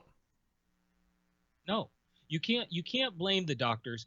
And I mean, you would have to go have someone, a forensic specialist, go through all his documents, all the doctor's documents, and determine what was truly going on. Not only what reason did they expel the patient, but what was the reasoning behind it, and was there anything other than what was being stated? Well, you've done this shit before, man. You know the deal. You don't fucking, you can't go into patient, confidentiality of what happened. You know what I mean? That's between the patient, whatever, some of the records that were being exactly. discussed. You can't, and you can have someone do it, but then again, releasing it to anybody and saying, oh, by the way, this is the reason, you can't do it. It's the most you can do is just simply say, like they said, he was expelled. Now, so leave them alone. And you can't sit there and blame it on the doctors, because you don't know what their programs are. You don't know. For all we know, he may have been going around doing all sorts of actions and threatening people. You don't know. Well, that's what I'm going to get to that in a minute. I'm glad you brought that up, because I'm going to get to that in a minute. So the individuals, the facility personnel that were killed there were Dr. Jen Gulick, who was the therapist there, Christine Lober, who was the director of the facility, the executive director of the facility, and then, of course, we just heard about Jennifer Gonzalez, who was a psychologist, 29 years old. They lived and they dedicated their lives helping veterans out, okay? So somewhere in that mix, the way I see it is they were there and they were probably talking the shit to him. Dude, what are you doing? Hey, man, what's going on? You know what I mean? They were probably talking to him like, because I said they're psychologists. Come on, they're in that facility right there, and they're in charge of that resource. I am pretty sure that before he took their lives and before he took his own life, they were probably talking to him all the way up. Yes, you know what I mean. Before he did it. Yeah. So what I don't want anybody to do is I don't want anybody to vilify these doctors for not. For expelling. We don't know what he was expelled for. We don't know. In organizations like this, this is the reason why organizations like this want to close, because there were provisions put in there. People being told about security. There is a feeling of, well, fuck. If I try to help a vet out, well, damn. And that's not only do you have to worry about the repercussions of what happens. Okay, say you worked with someone, you thought you helped them, and then they leave, and then they go out and they kill someone. There's that worry, and that's a lawsuit waiting to happen. Then you've got to worry about what happens when they're in there. To get to a vet, there are so many things that you have to talk about, so many things you have to do, and so many different things that can come back on you as a doctor. But do you hold it as it gets out of hand? That's what I'm saying. But do you hold it as the fucking? But do you hold it as the doctor being this? You don't hold the doctor fucking responsible. You know what I mean? You don't hold the doctor responsible for whatever. Now, if the doctor's issuing fucking was fucking issuing out fucking Skittles like a motherfucker and also the shit, then But they reward that. Well, that's what I'm saying. But they don't fucking exactly that, Brandon. The same thing happened to fucking Chris Kyle. He tried to help out a veteran who was having fucking issues. Oh, I help out veterans also. Well, I know you do. I know it just makes me mad because now we're gonna talk about what happened when he was pissed off because he got expelled and he had told one of his family members that he was gonna go get them back. I'm gonna go get them. I just want to talk to him. I think this is bullshit. So what makes me mad is that everyone is going, and oh my God, here we go. I don't like hearing, because the way I see it, if you strap on a weapon or you unholster a weapon and you point it at somebody, I don't give a fuck what your status is at that point. I don't care if you're having fight with your demons. I don't care if you're having fucking drama in your life. You can't fucking sleep. You're having fucking pill problems.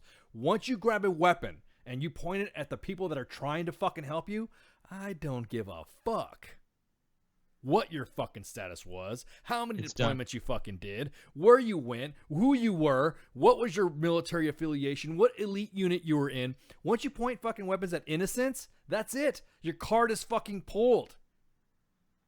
It's done. It's done, exactly. So this is what pisses me off is that everyone's, I mean, there's already people, and I'm kind of like, I didn't want to fucking bring them out, and I didn't want to troll them, I didn't want to throw my name. Oh, he had suffer his was suffering for his demons and shit like that. You know, now fucking days. Look, the Pathway Home, War Horses for Veterans, all the other groups that we talk about, all the other veteran support groups. There are so many fucking resources out there. Go. I don't want to fucking be callous. Use the goddamn ketchup analogy. Be a fucking man and go get yourself a fucking packet of ketchup instead of being a bitch. Because I guarantee it, had he reached out to somebody else or whatever, you don't fucking resort to that shit. If you got expelled because you were being a prick, hey, you know what? Vets can be pricks too. Well, now here's where I'm going to say it also depends on how the program, one, if they expelled him, they could have made it hard for him to be accepted into anything else. That's not the point. That program's been running for about 14 fucking years and have no issues with that shit. You know what I mean? Okay. You know what I mean? So there's no at that point. No, at that point, you know, at that point, the way I fucking see it. Now, mind you, now I'm not saying you're no. When I say don't be a fucking bitch, yeah, be a man. Be a man, and if you have an issue, be a vet, be a soldier. That's the whole idea that where I believe we need to be standing in for WTF Nation Radio. That's what we represent. We want you to sit there and say, hey, well, you got some help, man? Come here, let's go. Well, exactly. I don't know about this. If you're being resistant to the fucking to the help. Al, if you were talking to me and you were going off your stuff and you were telling me all about your shaman stuff and you're telling about all this and I break balls about holistic and birds and shit like that. But however, deep down inside, if you're trying to help me, brother, and you're trying to help me, that's probably the best gift anyone could give you if they're trying to pull you out of a rut. Everybody needs to be pulled out of a rut. Everybody. And everybody hits a low point. I don't care if you've served and you've gone overseas and you've actually served during war, in war, you're going to hit a low, period. Yeah, of course, of course. It's not about, oh, you know, I can soldier through it. No, you can't. No, not because you're not a soldier, and not because you're not hard as steel. Exactly. There's a it's because you weren't trained. There's a cartoon. There's a cartoon that's out there, and it's got a picture of a soldier in BDUs drowning, and he's got an anvil at the attach of his leg, and while he underwater, the anvil represents pride as he's being dragged down, and he's saying, "I'm a soldier, I can handle it." Meanwhile, in the water, there's great white sharks around there that says veteran suicide, drug use, drug abuse, PTSD, mental issues, and all that stuff. That cartoon I'm gonna find it. Hang on, we'll keep talking about it. I mean, I'll find it and post and throw it. But my biggest thing is that it is a poignant cartoon. Even if you have that fucking, I don't need fucking nobody's fucking help. Fuck you. Place your fucking bullshit somewhere else. To take 3 lives, 3 of them. So you mean to tell me all 3 of them fucking disagree with you or whatever? If you got kicked out of it and you were upset and butthurt and you didn't want to fucking hurt them, well, guess what you did anyways, dude? I don't feel sorry for this. I feel sorry for the fucking situation. The situation is bad. Yeah. I feel sorry. I mean, but I'm not going to sit there and say, oh, well, we could have done, if you take up arms against somebody who is trying to fucking help you, I'm not the end all be all when it comes to behavioral health. That's one thing you don't need to be asking me to talk to me about. I'll help you pull you out, but you're going to get some tough love.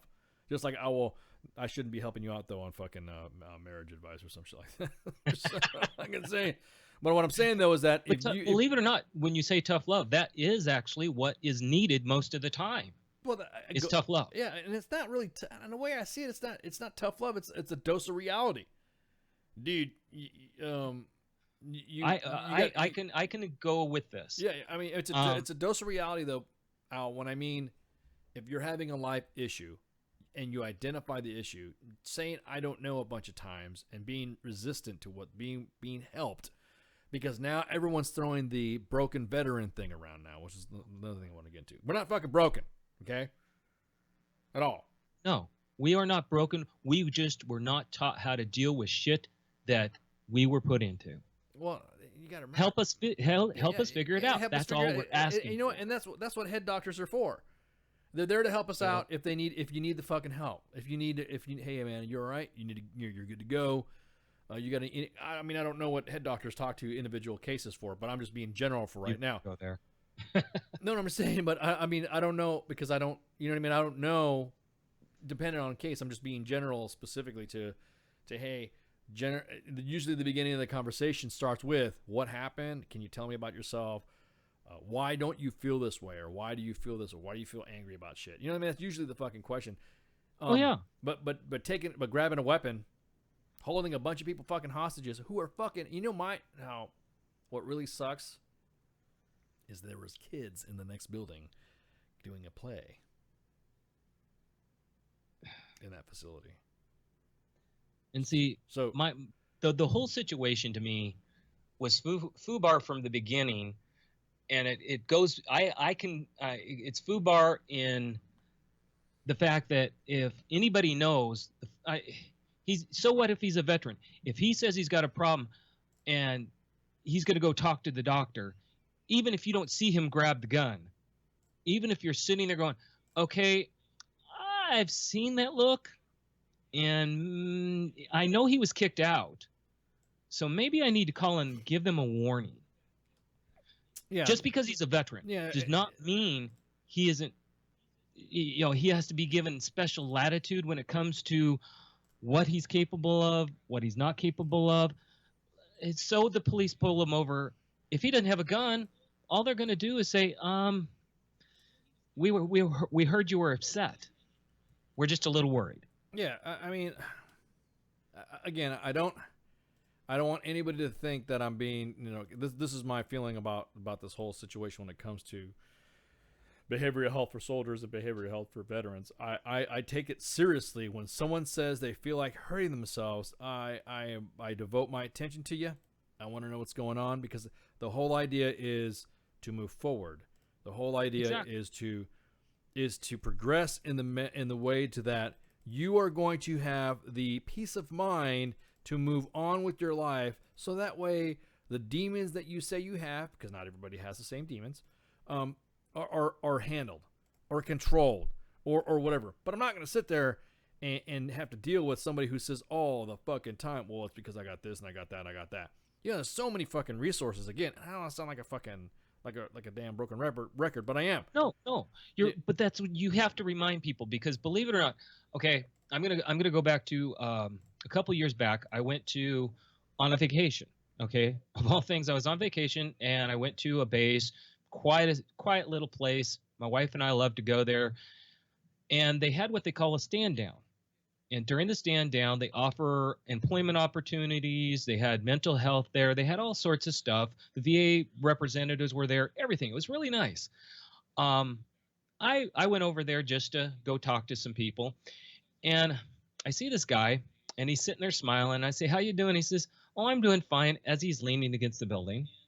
And I said, "Well, have you had lunch?" And he said, "No." I said, "Well, let's go get lunch." And he took a couple steps and almost fell down.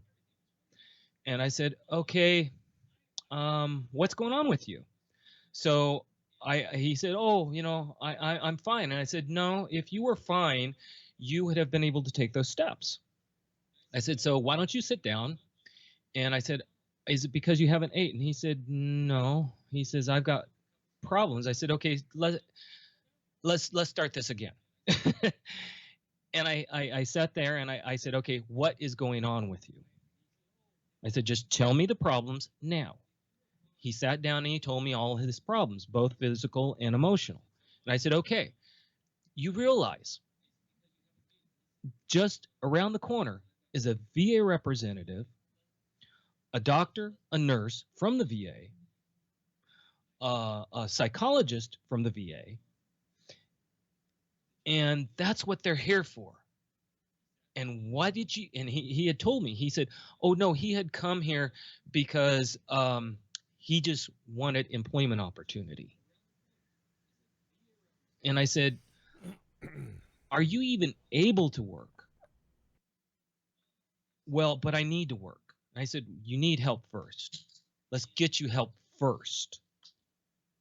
So that's what I did is I went in and actually got the VA representatives, the doctors and stuff, and I had them come out and they started talking, and they had him an appointment. That was on a Saturday. They had him an appointment Monday. That's all it took.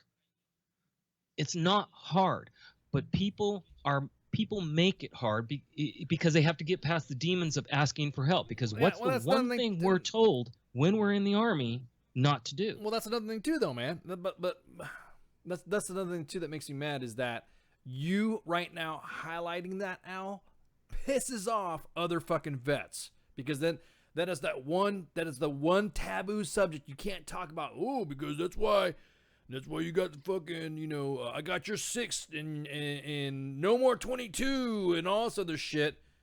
And did you fucking, you have that mantra, you believe in that fucking mantra. Part of that mantra includes you going out and seeking help, not grabbing a fucking rifle and picking it up, holding people hostage, and then shoot the fucking doctors that were there to help you. To me, like I said, you got your card pulled from that, man. You're done. Oh, yeah. I'm not, you know what I mean? I'm not going to fucking, so it should not be a taboo subject. I got the cartoon up right now, and it's like I said, it's a picture of a soldier in BDU or ASU, whatever the fuck you want to call it, and he says, I don't need help, I'm an American soldier, and I can rescue myself. And he's being pulled by the anvil of pride when he's got PTSD, marital stress, depression, suicide, great white sharks while he's getting pulled under, which is fucking true. And the thing is, what you're talking about is nothing new. I have had this I have seen this problem, been dealing with this problem, even back before the war, back when, after the first Gulf, I got out. I was lucky enough to know how to help myself. But then I had a bunch of people coming to me like they're going, well, how'd you do this? How'd you do that? And I had to show them how to become an advocate for themselves. Because that's the one thing you aren't taught how to do because you're told to fall in line, to be a team player, to fall in rank and file. But you're not told to be an advocate for you, that you matter. And that's the problem that the biggest problem I run into. Now, do I agree with what happened with this young man? No, I think there was a lot of things that happened. I don't know all of them. I wish I did. I wish I could explain more. But he went the wrong route. And could he have been stopped? There were probably telltale signs, and people aren't going to fess up to them. Because I'm sorry, when someone sits there and all of a sudden shows up with a gun, we know from experience someone knew something. But we can't go there right now. The fact is, he was a vet, and he took innocent lives. Yeah. And do I want to sit there and trash him? No, but I want to tell everybody out there who is a vet. You know what? If you're having those type of problems where you don't think you can get help, or you don't think that there's anybody out there, you're wrong. Simple as that.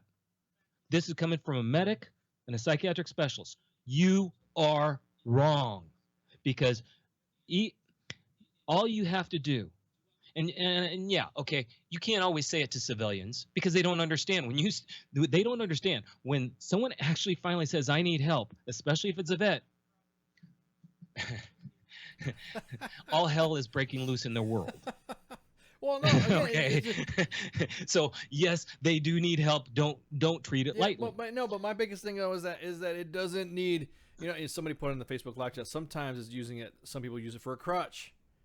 Yes. Doctors have specific protocols that literally is some. There are some, and like I said, it's almost like the malingerers. You still have malingerers on that shit. Yes, you do. You know, I see that. I see exactly what's happening. I see what. Oh no, fuck yeah, dude. No, you're bullshitting me. And then I, as a first sergeant, I get locked up. I get locked up at the position of attention because I have battalion commanders or a brigade commander going off on me because I said you're fucking faking it because everything up that I have been told and all the protocols going up. I'm like, dude, you fucking everything's all going on, and all of a sudden you have this issue. What is the issue? Well, I have problems dealing with it. What is the issue, man? You tell me what's going on. Well, you know, and I'm not saying I'm not literally going to his face. You're fucking faking it. I don't do that shit. But the command was worried because this guy had issues that I wasn't taking him seriously, and I was told you might as well have told him he were faking it. I'm like, I didn't fucking say that. I want to know what the fuck happened. I'm your fucking first sergeant. I'm going to help you no matter what. I'm going to help you to decide where you want to go, what route you're going to go, whatever. If you're going down the behavioral route and you want to go talk to somebody, jump in my truck and let's go talk to somebody. Yeah. Or I let's agree go get a with you. But you don't. I agree with you on that. See, but you don't sit there and fucking again. What I don't want anybody to say is because right now everyone's saying it now and it's pretty fucking quiet. But I guarantee it, there are some fucking posts out there that are fucking saying no more 22. I got your 6 all over this fucking kid right now because they turned him away, dude. If you get expelled for something like that, if you get expelled, it has to be a lot. It has to be a big fucking deal to get expelled from a psychiatric program. They normally give so much damn leniency. Oh my God, I know. I mean, I've seen these programs, and the leniency that they give, you have to, a lot of times you have to go as far as getting physical. And even then, depending on the facility, they may still keep you in. So I mean, to be expelled, you can't sit there and say he's typical because he's not typical of everybody else. Well, that goes into the next thing I'm going to trigger you on. I'm going to trigger everybody on. I really don't give a fuck. I'm just, you know, it's almost like, you know, you always see those memes of World War II veterans, and they're talking to young soldiers, and he said, and you see that one meme where there's a young soldier holding up a rifle, and he's like, you see that red dot? That's where it goes, you know, sir. And then the old man looks up and says, son, I've been dropping Japs like fucking, you know, like piles of fucking, you know, bags in Iwo Jima. Shut up. You know what I mean? Yeah. Everyone adores that type of resiliency. Everyone adores and think that's badass. Fucking World War II, Normandy, D-Day, raw, Iwo Jima, you want to hear Bella Wood. But you want to hear a statistic that most people don't like to hear? What's that? Okay, World War II, and people are going to hate this. I don't have it in front of me, but I have it pretty well memorized. World War II veterans, out of a year, on the norm, only saw 2 to 3 months of battle. Vietnam veterans saw as much as 6 to 9 months of battle. And from your experience, what do you say about your generation? Oh, my generation? Oh man, well, like, yeah. I've been in forever, so I've multi-generationed battles. well, what I'm talking about, in other words, you didn't see 3 months of battle and then you have the rest of the time off. Consistently, no. And it would be in spurts. It would be, I'd go out for a week, nothing would fucking happen, and then I'd go do something else. Well, except for the invasion. But you were still on tension. Yeah, well, that's what I'm saying. But during the invasion, though, of Iraq, everybody was involved with some shit. Everyone was shooting. There was a lot of shit going on. There was high tension until they called a ceasefire before the Mahdi militia, the Sadr uprising happened, and the insurgency kicked up. So from like, I don't know, what was it like fucking June to fucking September-ish? It was like fucking kind of quiet. There was still some skirmishes here and there, but there was not the intense daily fucking run. You know, but yeah, exactly that. Any length is more than what a civilian sees. You're right, Tracy. And that's what I'm trying to say is, in World War II, out of a year, a soldier out of a year was on tension for 2 to 3 months. Because when he was pulled back or when he was rotated out, they had literally it was a different situation. Okay, with Vietnam, they were on tension because they were out and in the field a lot longer. Now you get into Afghanistan and Iraq, and you guys are out there for a year. Even when you're not out there, you're close enough that you're on tension. Yeah, of course. Well, nowadays with Afghanistan coming back and forth and resurging again, I mean, come on, Afghanistan's the longest war we've been involved now. So well, but that's the crux of this is that's the reason people don't understand. Veterans don't understand. Even the World War II veterans don't understand is the war's different because the war of their day was 2 or 3 months. And then they rotated. Versus you being a full year before you're rotated. And you're on high tension, high alert. Well, I mean, World War II also, though, but you got to remember, I mean, and this is purely from some of the relatives. I mean, some of the relatives that served in World War II that I've known growing up are now no longer with us. Yeah. And they told me that they were fucking, they did Normandy, and Normandy fucking happened. And this is one family member. And they were fucking fighting all the way, and then there'd be like, I don't know, 2-3 fucking weeks of nothing, of just fucking nothing, of just chill. That's what I mean. And then now mind you, now let me finish though.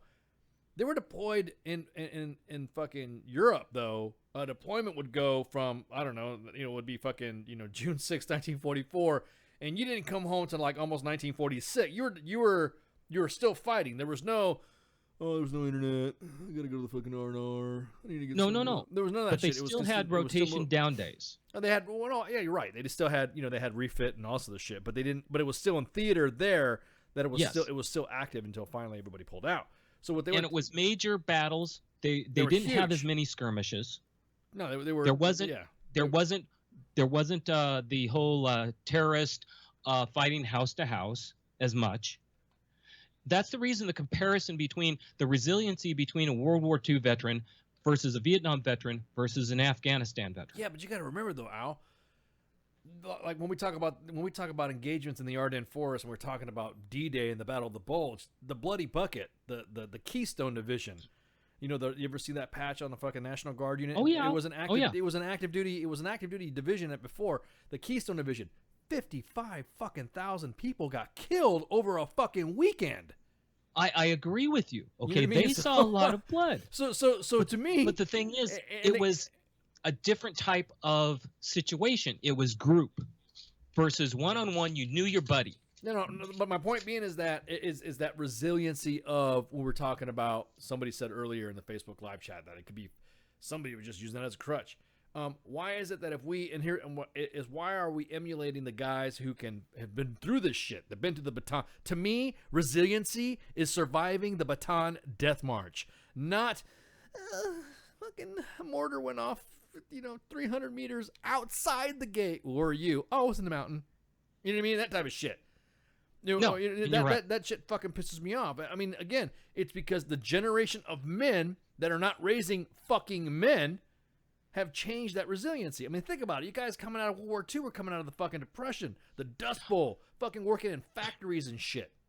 Oh yeah, they were made of different because they had to go through different. You think about the fact of what when you went through when you were young, what you went through when you were a teenager. Did you have poverty? Yeah. Okay. Did you have to worry about every meal? My parents did, but not me. Okay. If that makes any sense. You had school lunches. They made sure you were taken care of somehow. Well, yeah. Okay. I mean. Okay. Think back when our World War II veterans were going through, they didn't have the school programs. They didn't even have welfare. If you went if there was no food, you went hungry. Simple as that. Yeah. So they had to be resilient. Exactly. They went through the Dust Bowl. They So- went so through look- the all these things. People went from middle class to zero class. So In fact, during World War II, before World War II, there was no middle class. No, not to mention the fact that how many kids didn't even fucking finish school. Oh yeah, There was no But graduation see, of high school. I always and say shit like that's that. in some ways that's a good thing. Not because they weren't educated. I don't sitting there saying, "Oh, don't get educated." But what's educated though? It's You know a what I good mean? thing because at that point, education has its good and bad side, because at that point you get impressioned upon of other people's values versus, okay, I have my parents' values. I have to be toughened up. I have to be an earner. I have to do what it takes. That's the difference now. Is everybody expects what when they grow up?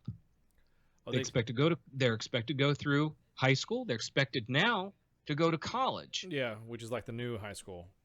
Exactly. You know what I mean? So all this stuff that they're you know, when you're talking about resiliency, I kind of played devil's advocate in the fact of comparing the different battles, but the truth is, it goes back to what we were talking about before. Kids now versus kids yours and my age versus kids before us, we can keep going back, and when it was, what was the value, the core value?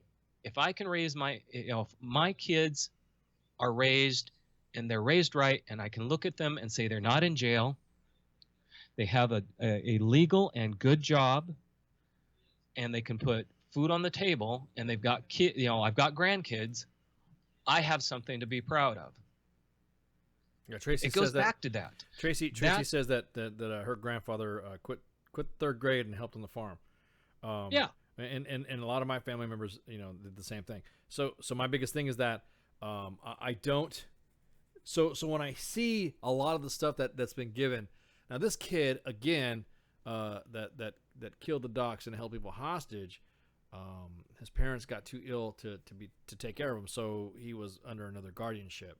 I hate fucking I don't want to make an excuse for this fucking kid to do this, because like I said, once you take away once you take away the vet card, or I feel sorry for you card if you point a weapon at somebody because you're having a bad day. Yeah, bad days a lot of time too, but I'm not pointing guns at people. I go back to say this. He was a veteran. It's simple as that. He served. He of all people should care. He should fucking know. I mean, it's obvious. He knows from right from fucking wrong because he did it. Exactly. That's what I mean. He should care. He knows right from wrong because he was in the military, and no matter how he was brought up, unless they said he got a dishonorable discharge and he was this, that, and the other thing, and he didn't get it, and he got kicked out in basic, he had to have had enough ethic to make it that far. And if he made it that far, when he got out and he made that decision, he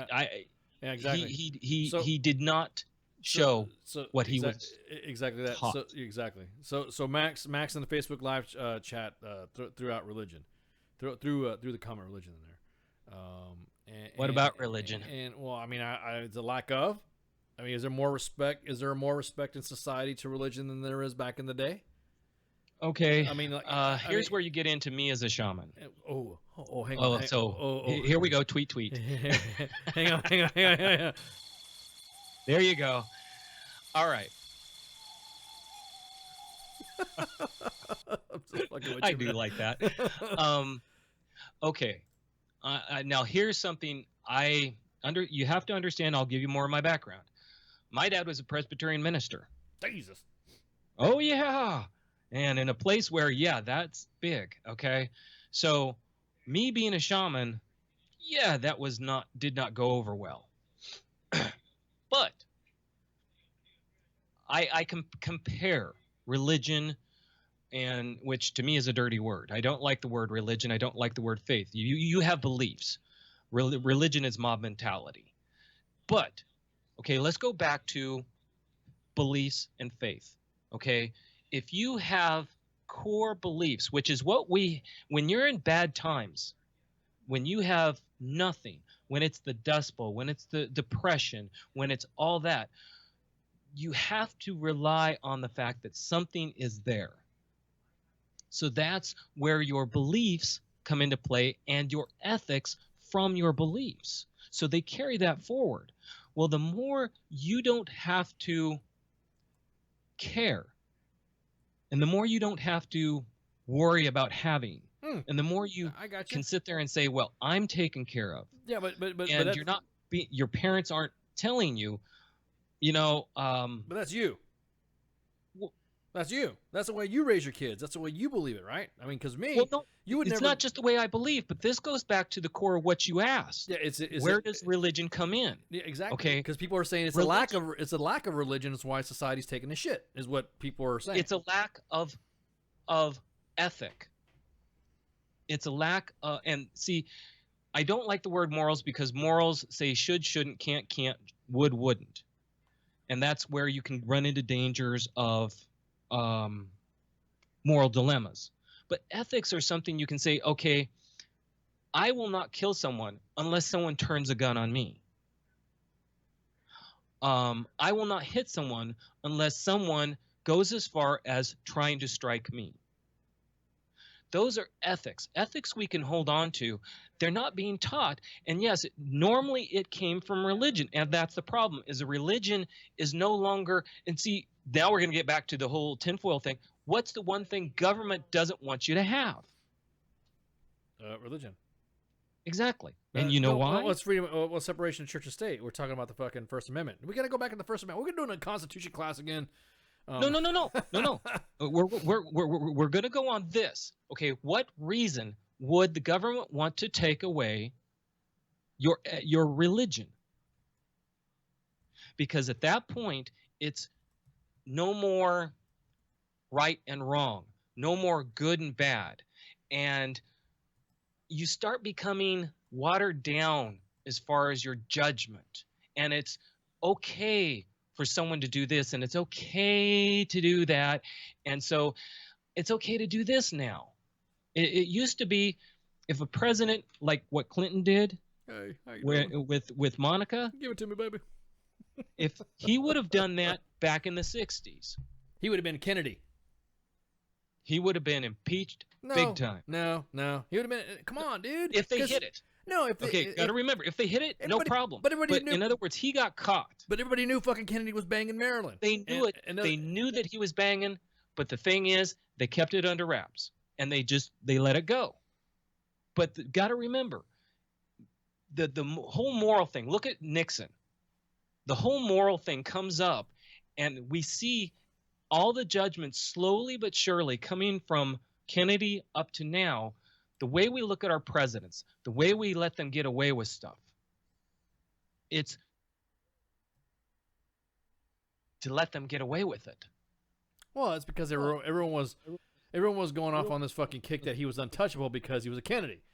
You know, it's almost like nobody wanted to believe OJ fucking killed his old lady either. You know what I mean? Even though he confessed. Oh, yeah. You know what I mean? It's one of those things to where you know everybody fucking confessed to it, and he's talking his shit. But no, you're right, Max. There is no amendment that says the separation of church and state. There is not. But that you're right. There is no separation of church and state. But it comes from a term of fuck, man. Oh, now I have to go back to fucking history and who said it. It was not a Constitution amendment. It was a saying. Correct. I have to go back to my. Hang on. I gotta look. I gotta open up my fucking my scrolls here But all I was trying to was push out was, instead of, and you know, where does religion come in? Religion gave us the ability to agree. No. But what I'm saying though is that it's the same individuals that are against religion are the ones that are asking me for fucking thoughts and prayers for people who get killed from gun violence, is what I'm saying. Because we're gonna talk the gun angle in the third segment. But no, you're right. It was Thomas Jefferson phrased it in January 1st, 1802. The phrase separation of church and state is generally traced back to him, addressed to the Danbury Baptist Association in Connecticut, published in a Massachusetts newspaper. So correct, you're right. There was no amendment. I was talking about, Hi Faith is what I'm saying. Hi Faith, how you doing? Thank you for logging in. Hey Faith. Hey Faith. So anyway, so they had a term, a separation of church and state. So we got that covered. What I was talking about is freedom of religion, and that there shouldn't be a government instituted religion, even though we say God and trust and all this shit. Because then we go back into the argument and run the circle jerk back and forth like a dog chasing its tail of Christian Judeo beliefs as opposed to the Ten Commandments, as opposed to right and wrong. Because that's when we had Friday Night Freedom with Jay Reddy, and we were all fucking going back and forth on nitpicking and picking pepper out of fly shit when it came to fucking the words of the Constitution. And then we were going back, and actually some of these people who were saying thoughts and prayers who don't believe in God, and people who are saying, don't you hate that? Yeah, or people who say, or people will say that you shouldn't fucking, you don't need to be drinking, you don't need to be doing this, and federal convicts should not be allowed to fucking vote, even though the Constitution has a provision for saying that. When we went over the fucking amendments, and again, it's the societal change of just its mentality. I don't know, just being fucking dicks and pussies. I guess I don't know. I don't know. It just seems like that's what they want. They just want that's you where to you fucking go back to the government. My favorite saying goes back to many things. Absolute power corrupts absolute. Oh, of course, we know that. The government wants more power, but what happens when they get their power? Well, I mean, because now they're making it to where in other words, it's when what I hate when I hear people argue, because I don't like fucking, I mean, normally I don't, people aren't at work or having their cubicle wars. I don't get into the back and forth of their opinions, because most of them are military, some of them are GS civilians, and some of them are contractor, and they all get in this fucking circle jerk of what, I normally don't get involved in this stuff. But what I don't like to hear, smart not to. No, I don't, because I'm there to fucking do my shit, and then I go home. I got shit to do. But my biggest thing is that I don't like it when everyone starts throwing out according to the Constitution, it's not constitutional, and a lot of the hatred and vitriol that's coming out of society now, and use that term as the forefathers would have intended. The forefathers didn't mean muskets and all this other shit, or didn't mean ARs. And then I'm hearing, dude, I'm getting so, in my mind, I'm responding with, well, just like the fucking freedom of speech didn't mean the internet. If you wanted to use what the fucking forefathers meant, then everyone used fucking paper and quills in an ink fucking, bottle. Well, no, I agree with you. It's them being shithouse lawyers trying to make their point right. That's my point. So there's no fucking prayers out for anybody if they're not going to throw prayers out for me. But however, don't let the fucking patients run the asylum, or the inmates run the prison, or the toddlers running the kindergarten, whatever euphemism you want to use to say that I have to throw out hearts and prayers for people who don't believe in God. I mean, I'm just, that's just me. And my religious background is nobody's fucking business. Is the way I see it. Isn't. Religion is supposed to be your personal. Exactly that. Well, we're going to take a break right quick, because the coffee's really kicking in, and I got to piss, and we got to fucking take a break. And it's the top of the hour, and I got fucking people saying, break. So, we'll be right back. And what do we say for this one? I guess we say religious shots. Triggered shots. Exactly. So, we'll be right back, and shots. Everything stated on WTF Nation Radio is to be considered the opinion of the person that stated it, and not an official representation of WTF Nation Radio or U.S. Army WTF Moments. Price does not include tax, title, or license. Some assembly required. Each item sold separately. Batteries not included. Objects in mirror are closer than they appear. If conditions persist, contact a physician. Individual results may vary. Keep out of the reach of children. Avoid prolonged exposure to direct sunlight. Keep in a cool, dark place. And please enjoy the show. Shots.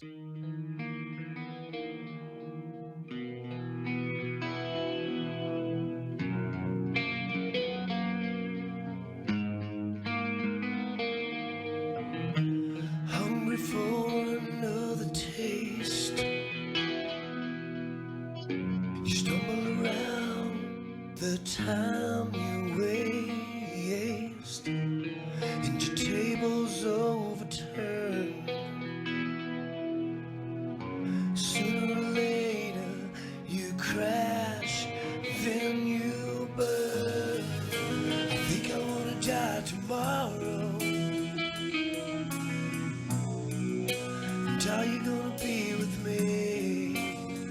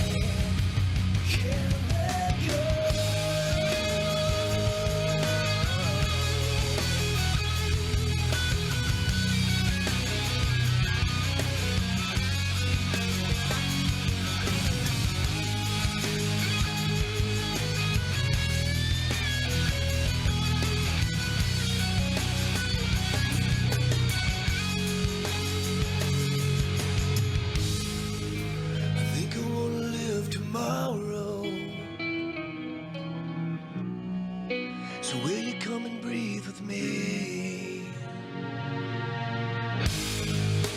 Think I wanna live tomorrow.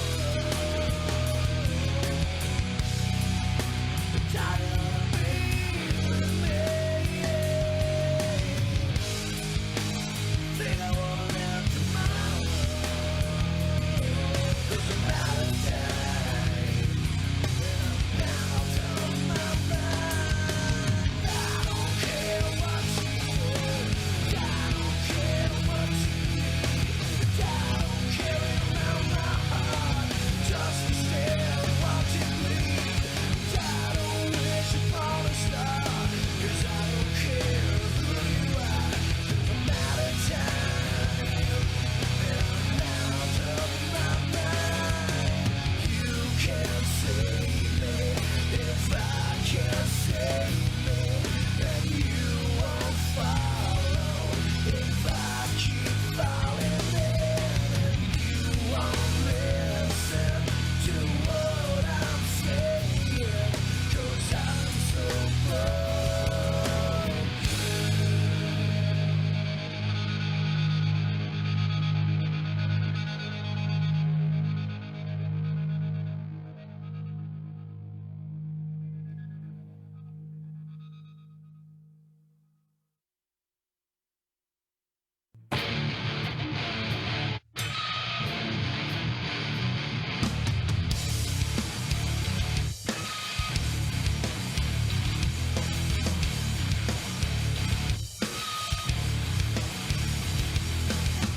I lay my life on the line. I think I'm falling behind.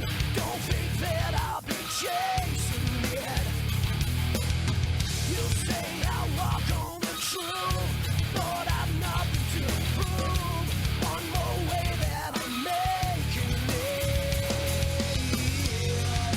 Violence the way, don't kick me down, 'cause I'm already 6 feet underground. Violence the way, don't kick me down, 'cause I'm already 6 feet underground.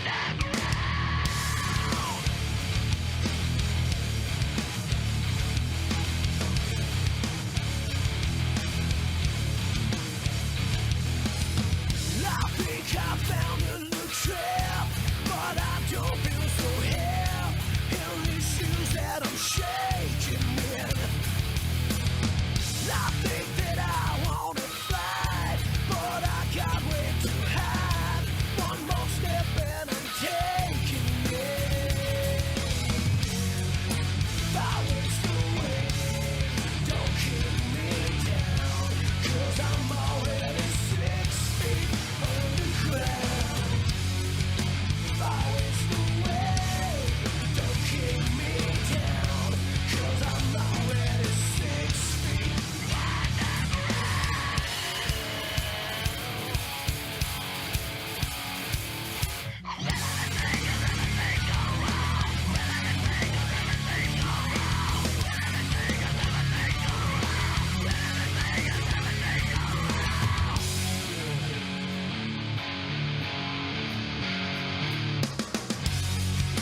Violence the way, don't kick me down, 'cause I'm already 6 feet underground.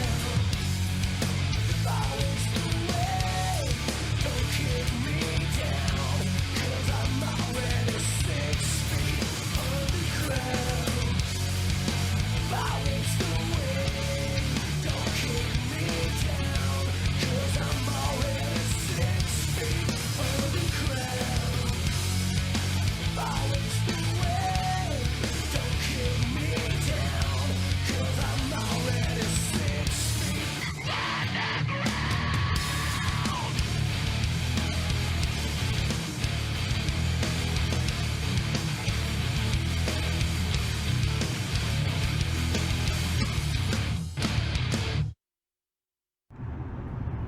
The bitches, they love visuals.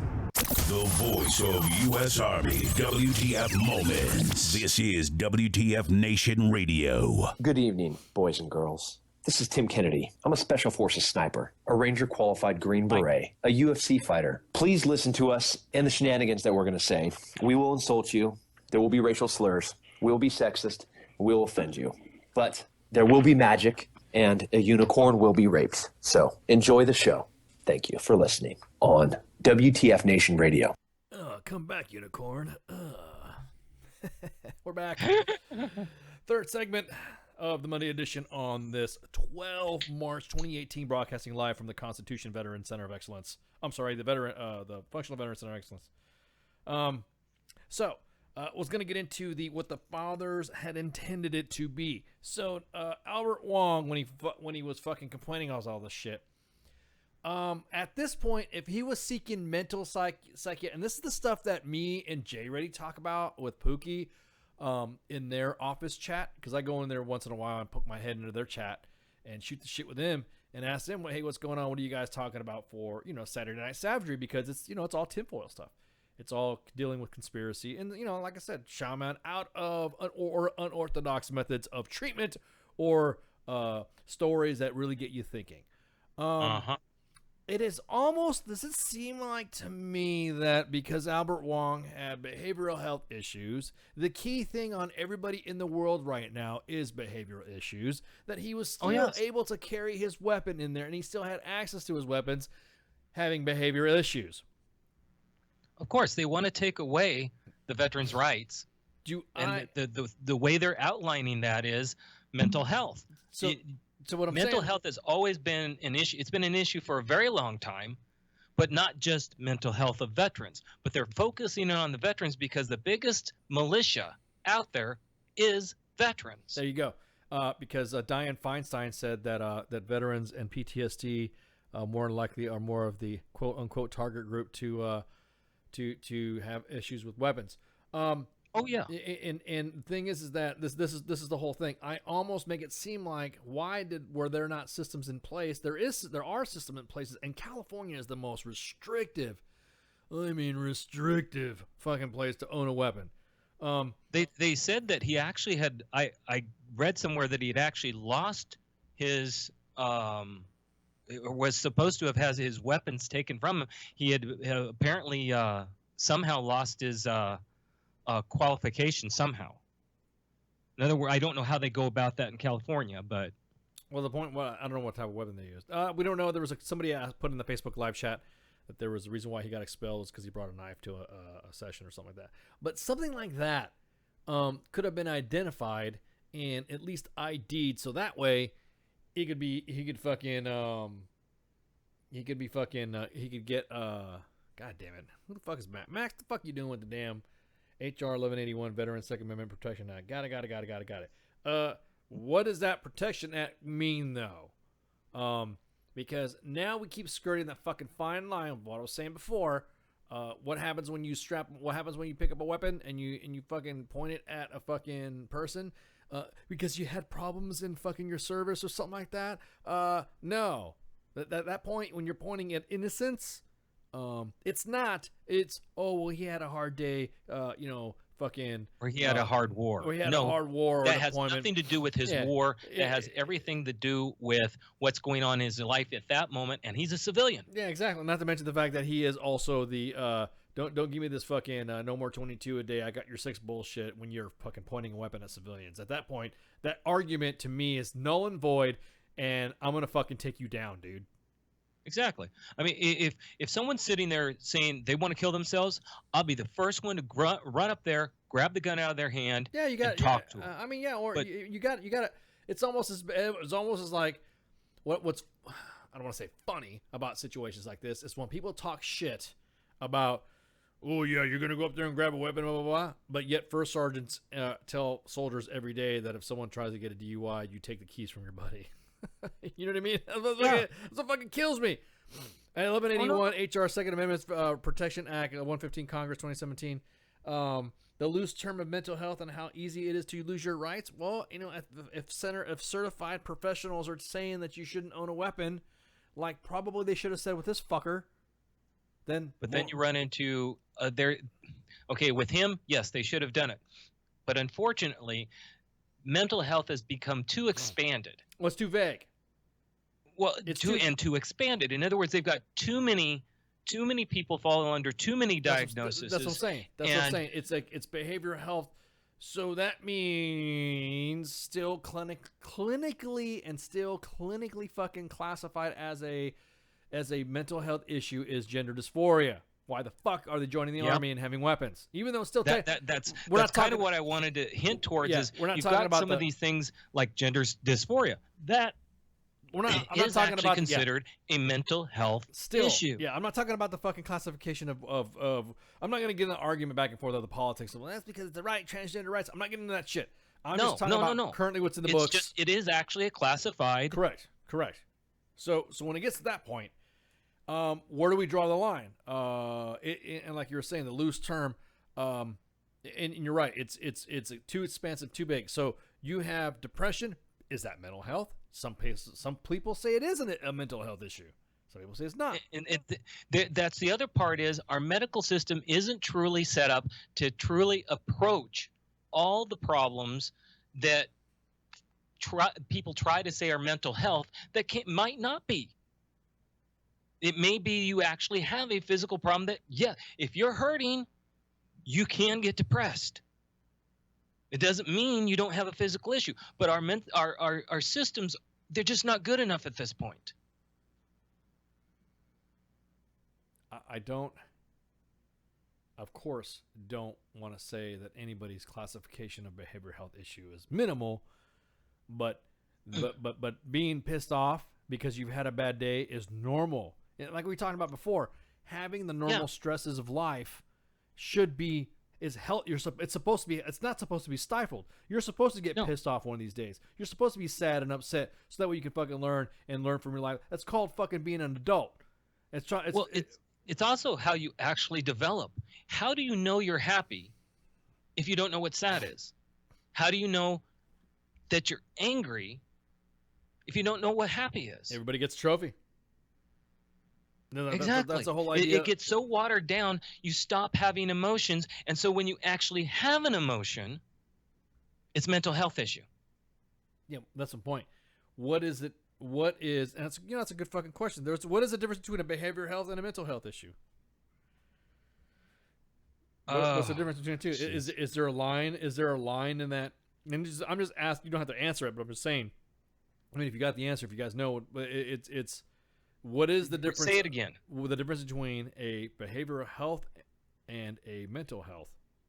Mental health is actually supposed to be when you actually have a true keyed up problem that usually goes towards the line of chemical. Okay, that's what mental health is supposed to be. Behavioral is something learned. In other words, people are going to love me when I say this. Do it. Alcoholism, drug addiction is learned. I hate it, and people can sit there and argue it till they're blue in the face, and I will still win on this. It is a learned disposition. It is not a disease. You do not catch it. It is learned. It is either learned from your parents or it's learned because that's the way you decided to escape. It is nothing more than that. And if you sit there and say, well, my parents had it, then guess where you probably got it from? Not because you got it from their genes, but because they taught it to you. Not to be a dick, but now I'm craving some fucking a Jack and Coke right now. I'm just I'm not gonna sound like an asshole, but oh no. But that's the difference. I went up against some doctors on occasion because they'd coddle patients, personality behavioral disorders, who would sit there and manipulate staff members, including the doctors. And I'm sitting there saying, I'd sit there and point out the doctor, you realize he just manipulated you to get this. And they're like, no, he didn't. I says, okay, let's go through the chronological history of what just happened. And I'd sit there and point it out. And they just look at me and they with this look of like, but you're just a tech. You're not a doctor. And it's when you start putting together the puzzles of the truth, and the facts, and you start laying it out in front. Behavior is behavior is behavior is behavior. You learn it from the second you are born, possibly even in womb. You learn behavior. And if it's positive stuff, that's what you learn. If it's negative stuff, that is what you are going to learn. You had parents that loved you. They were strict on you. What are you?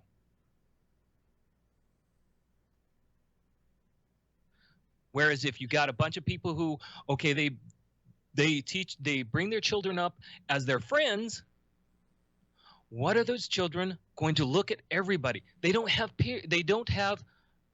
people who they listen to because they are supposed to mind them, because everybody's a friend. So everybody's a peer. So therefore, nobody has the right to tell them anything because everybody's a peer. Now, what this kid did, I can't speak for him because the simple fact, he got out of the military. The military taught him, because if he made it out with some form of honorable discharge, he at least knew during that time how to behave. So what he did afterwards, I can't condone it. And I can't sit there and say it was anybody's fault as far as the system or anything else. I don't know enough about that. But I do know that he picked up a gun, and he knew that gun, what it would do. There's my rant. Well, no, again, I just don't. Again, it's just the same people are like screaming, you know. Psychology and psychiatry, they're two different subjects. Psychology, they'll talk your ear off. Psychiatry, they'll sit there and listen to you and say, okay, here's his prescription. Yeah, exactly. One of them determines cognitive, and the other one, one of them is cognitive, one of them is bullshit. I guess you know what I mean. Dealing with people's drama or something like that. Yeah, and that's all it is drama. Yeah, and so and it's based upon itself. So what I'm saying though is that California having the most strictest gun laws, and they have like tattletale laws like a motherfucker. If you just call the cops and say, hey, I think ICE is fucking losing his shit, and he said he was going to go shoot somebody or whatever, they don't look at you and say, he's a vet, and he's fighting his demons right now, and no, he's been through a couple of events, and we're just wondering, hey, ICE, can you give us a call? They're not going to fucking do that. No. They're going to fucking come to your house, bust your door down, and take your shit. And they're going to make sure that they make it harder than all get out for you to get your rights back. Yep, exactly. So again, either this gun was illegal as fuck, or nobody cared. Because some of it, I think, is so overwhelmed. Jay Reddy said this before, is that a lot of it just goes through the motions. A lot of it is just going through the motions and just like shuffling you the fucking through, and then we're going to give you some fucking oxys and you'll be good to go. Yes. You know what I mean? So in a way. But he's right. And that. No, okay, now you're really starting to get into my realm. No, I'm just asking. This is the reason I had a problem. I had a real problem with the psychiatric system in the military and the VA. I had a chance to go into the VA working as a psych tech. I had a chance to work in county. I had a chance to do all this. I ran into the same problem I ran into the military. Is they stopped taking care of the true patients. The ones who truly needed the help. They just gave them medicine. They stopped talking to them. They stopped trying to help them cope. They stopped trying to get them to where the medications wouldn't be quite as needed, or it could be a little bit less or well regulated. They stopped doing that. And they took the damn manipulative little babies and made them their focus. And of all damn things, they started telling the staff that we were to take this seriously, and they were actually telling the staff that we had to listen to the patient's feedback on how we were wrong on our approach,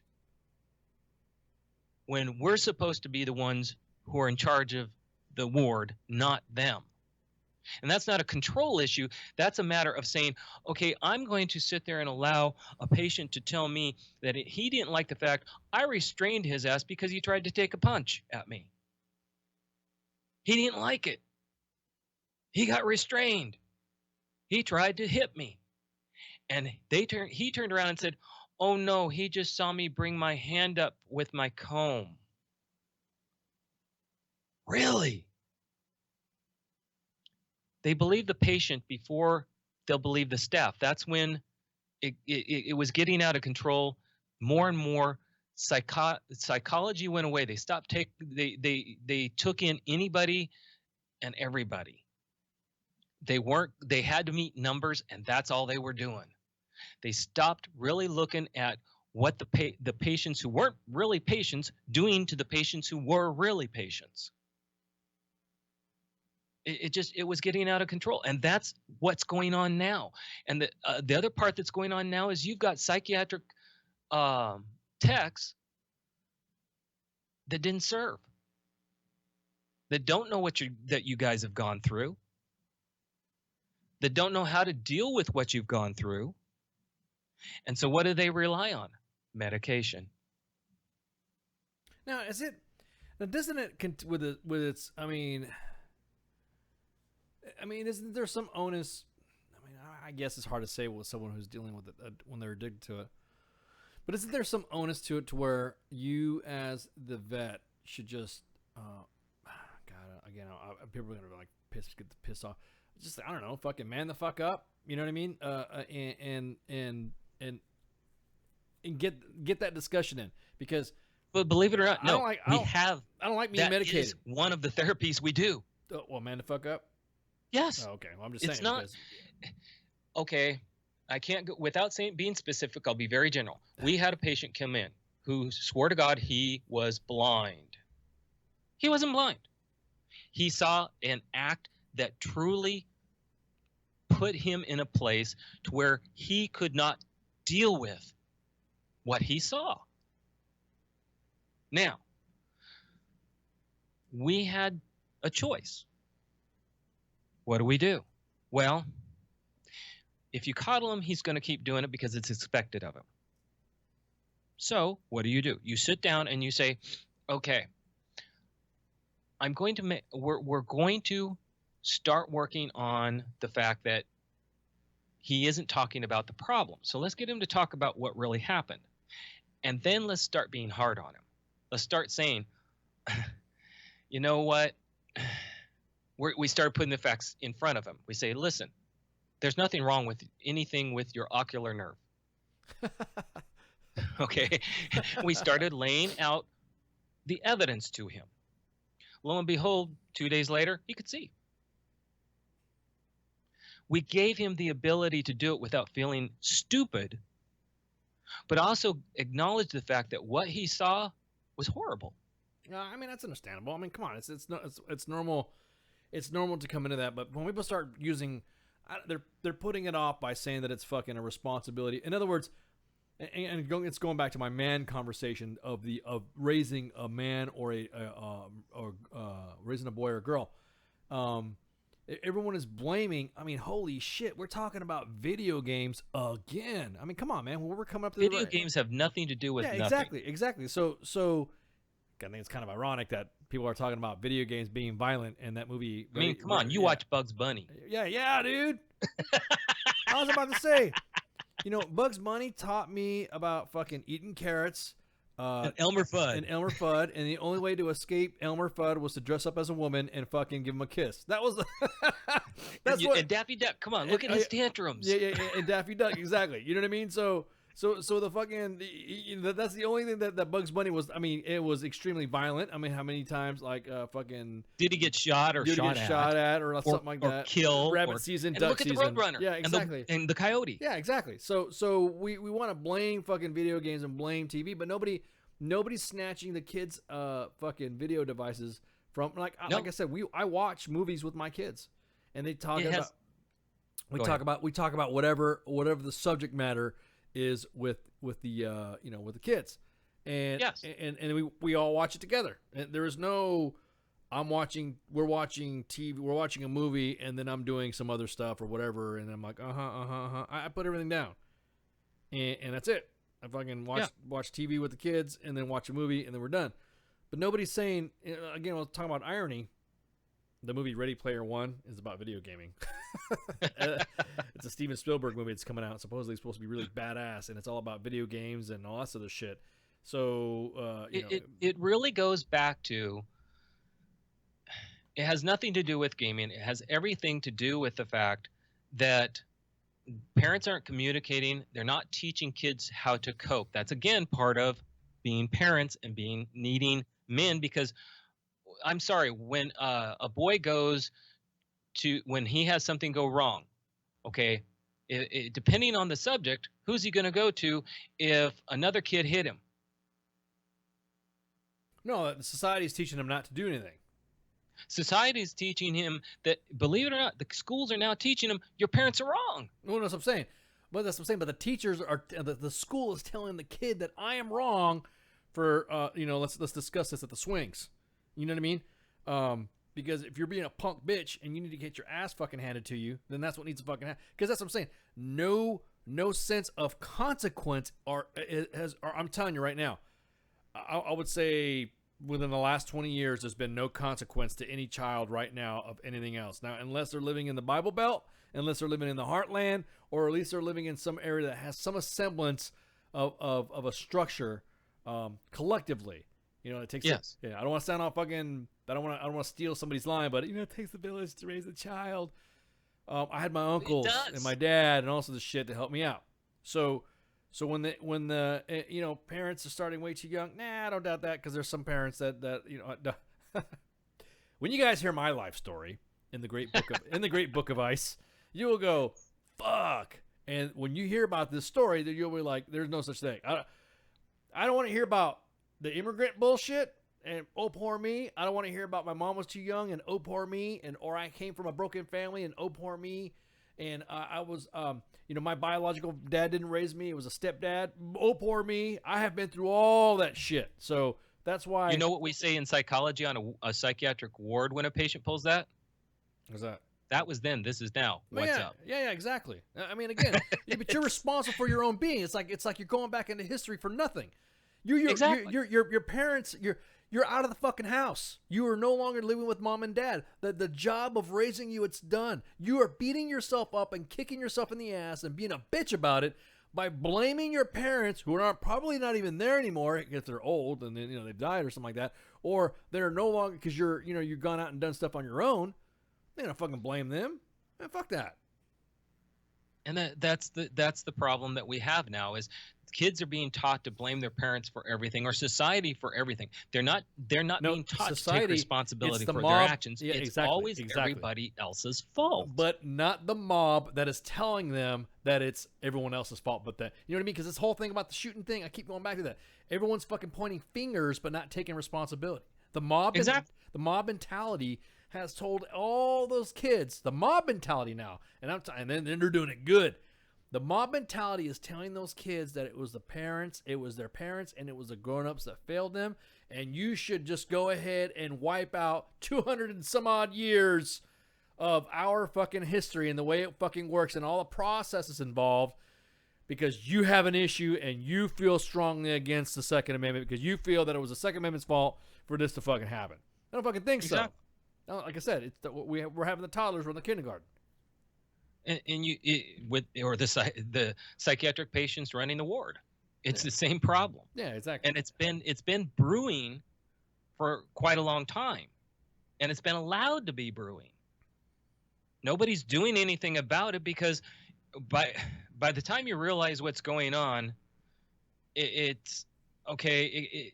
The consequences are extreme one way or the other. Yeah, because some kids don't have a structure, but they were just good kids anyways. You know what I mean? It's like they were raised by their grandparents, and then there you go. They were raised up to be fucking, I don't know, fucking NBA players, fucking NFL players, baseball players. You hear stories like that. But they were raised by their grandparents. Think about that. Yeah, but they're not fucking, you know what I mean? But they're raised up to be somewhat of a semblance of contributing to society, whether they're an entertainer, a teacher, law enforcement, soldier, it doesn't matter. They weren't using they were not using that as an excuse on why they fucking failed. You're supposed to fucking fail in life. You're not supposed to you are going to fail no matter Yeah. what. You have to fail, otherwise you will not understand success and want it. Yeah, exactly. You don't know the taste of victory until you fucking lost a couple times. Exactly. I mean, I was a jock when I was a kid, and I was competitive as hell. And what drove me more and more was when I lost in something, I would bend my brain to figure out what it was. And my parents would sit there and they would sit there and tell me, okay, so you lost.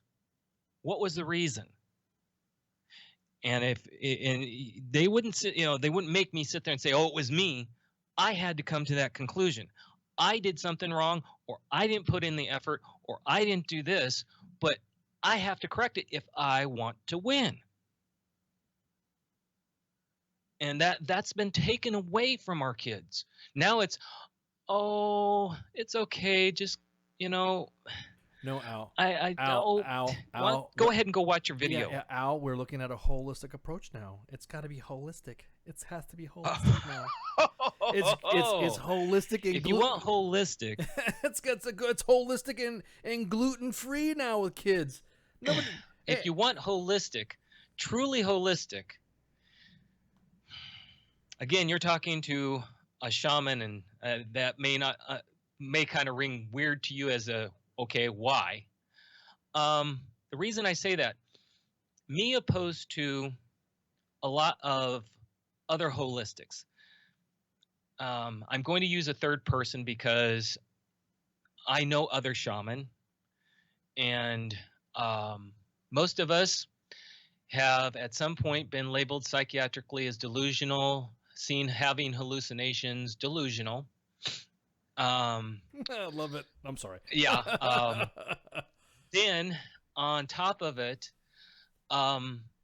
most shamans, when you come and talk to us and you sit there and you try to be wise, we have a good laugh, and then we sit there and we try to explain and you won't understand. And then we have to pull in an interpreter who will then buffer us.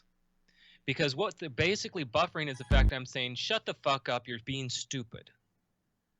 Because and God's honest truth, okay? As a shaman... Wait, you just said you didn't like a religion, though. How can you say God's honest truth if you don't believe in religion? See what I'm saying? I didn't say I don't believe in religion. Excuse me. I did say I don't believe it. I believe in belief. Gotcha. Okay. I believe you should have belief. You should believe in something that gets you through the day, that helps you figure your life out. Faith can cause war. Religion can cause war. Belief is something you can talk to someone about calmly. I don't know nowadays, man. Nobody can talk calmly about anything anymore now. You know what I mean? Okay, if I talk about my belief, that's my belief. It's not something to be hardcore debated about. It is just simply I'm stating what I believe in, and it's not it's something that is in my core that makes me have my ethics. Faith is something that you put out there and try to say you have to have faith in. So therefore, if you don't have faith in it, then we're going to go into religion. And that's my mentality of saying, if you don't have my faith and my religion, I think you don't deserve to live.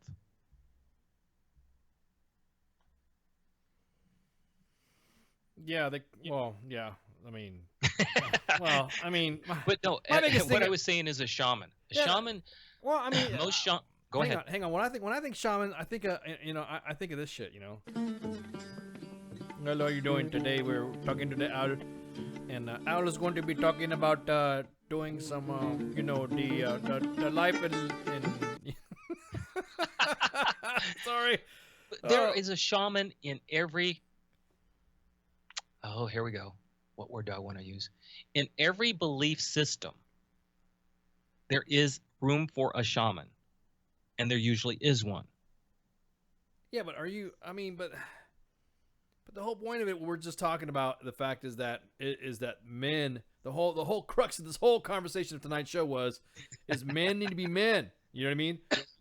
What woman right now? Because I mean, think about it. I know of single moms right now, single women, and single dads. Well, mostly women though. That right now are exhausted as fuck. Oh, yes. In their fucking life, it's because the men in their lives are fucking pussies and don't want to have the responsibility of being in their child's life. If you got any fucking drama with them, with the wives, like I said before, that's okay to divorce them. But don't want to be involved in the kids' lives to the point where you're just not gonna you're just gonna give up on them. And so then when the husband or the dad, when the father, because anybody could be a father, but not everybody could be a dad.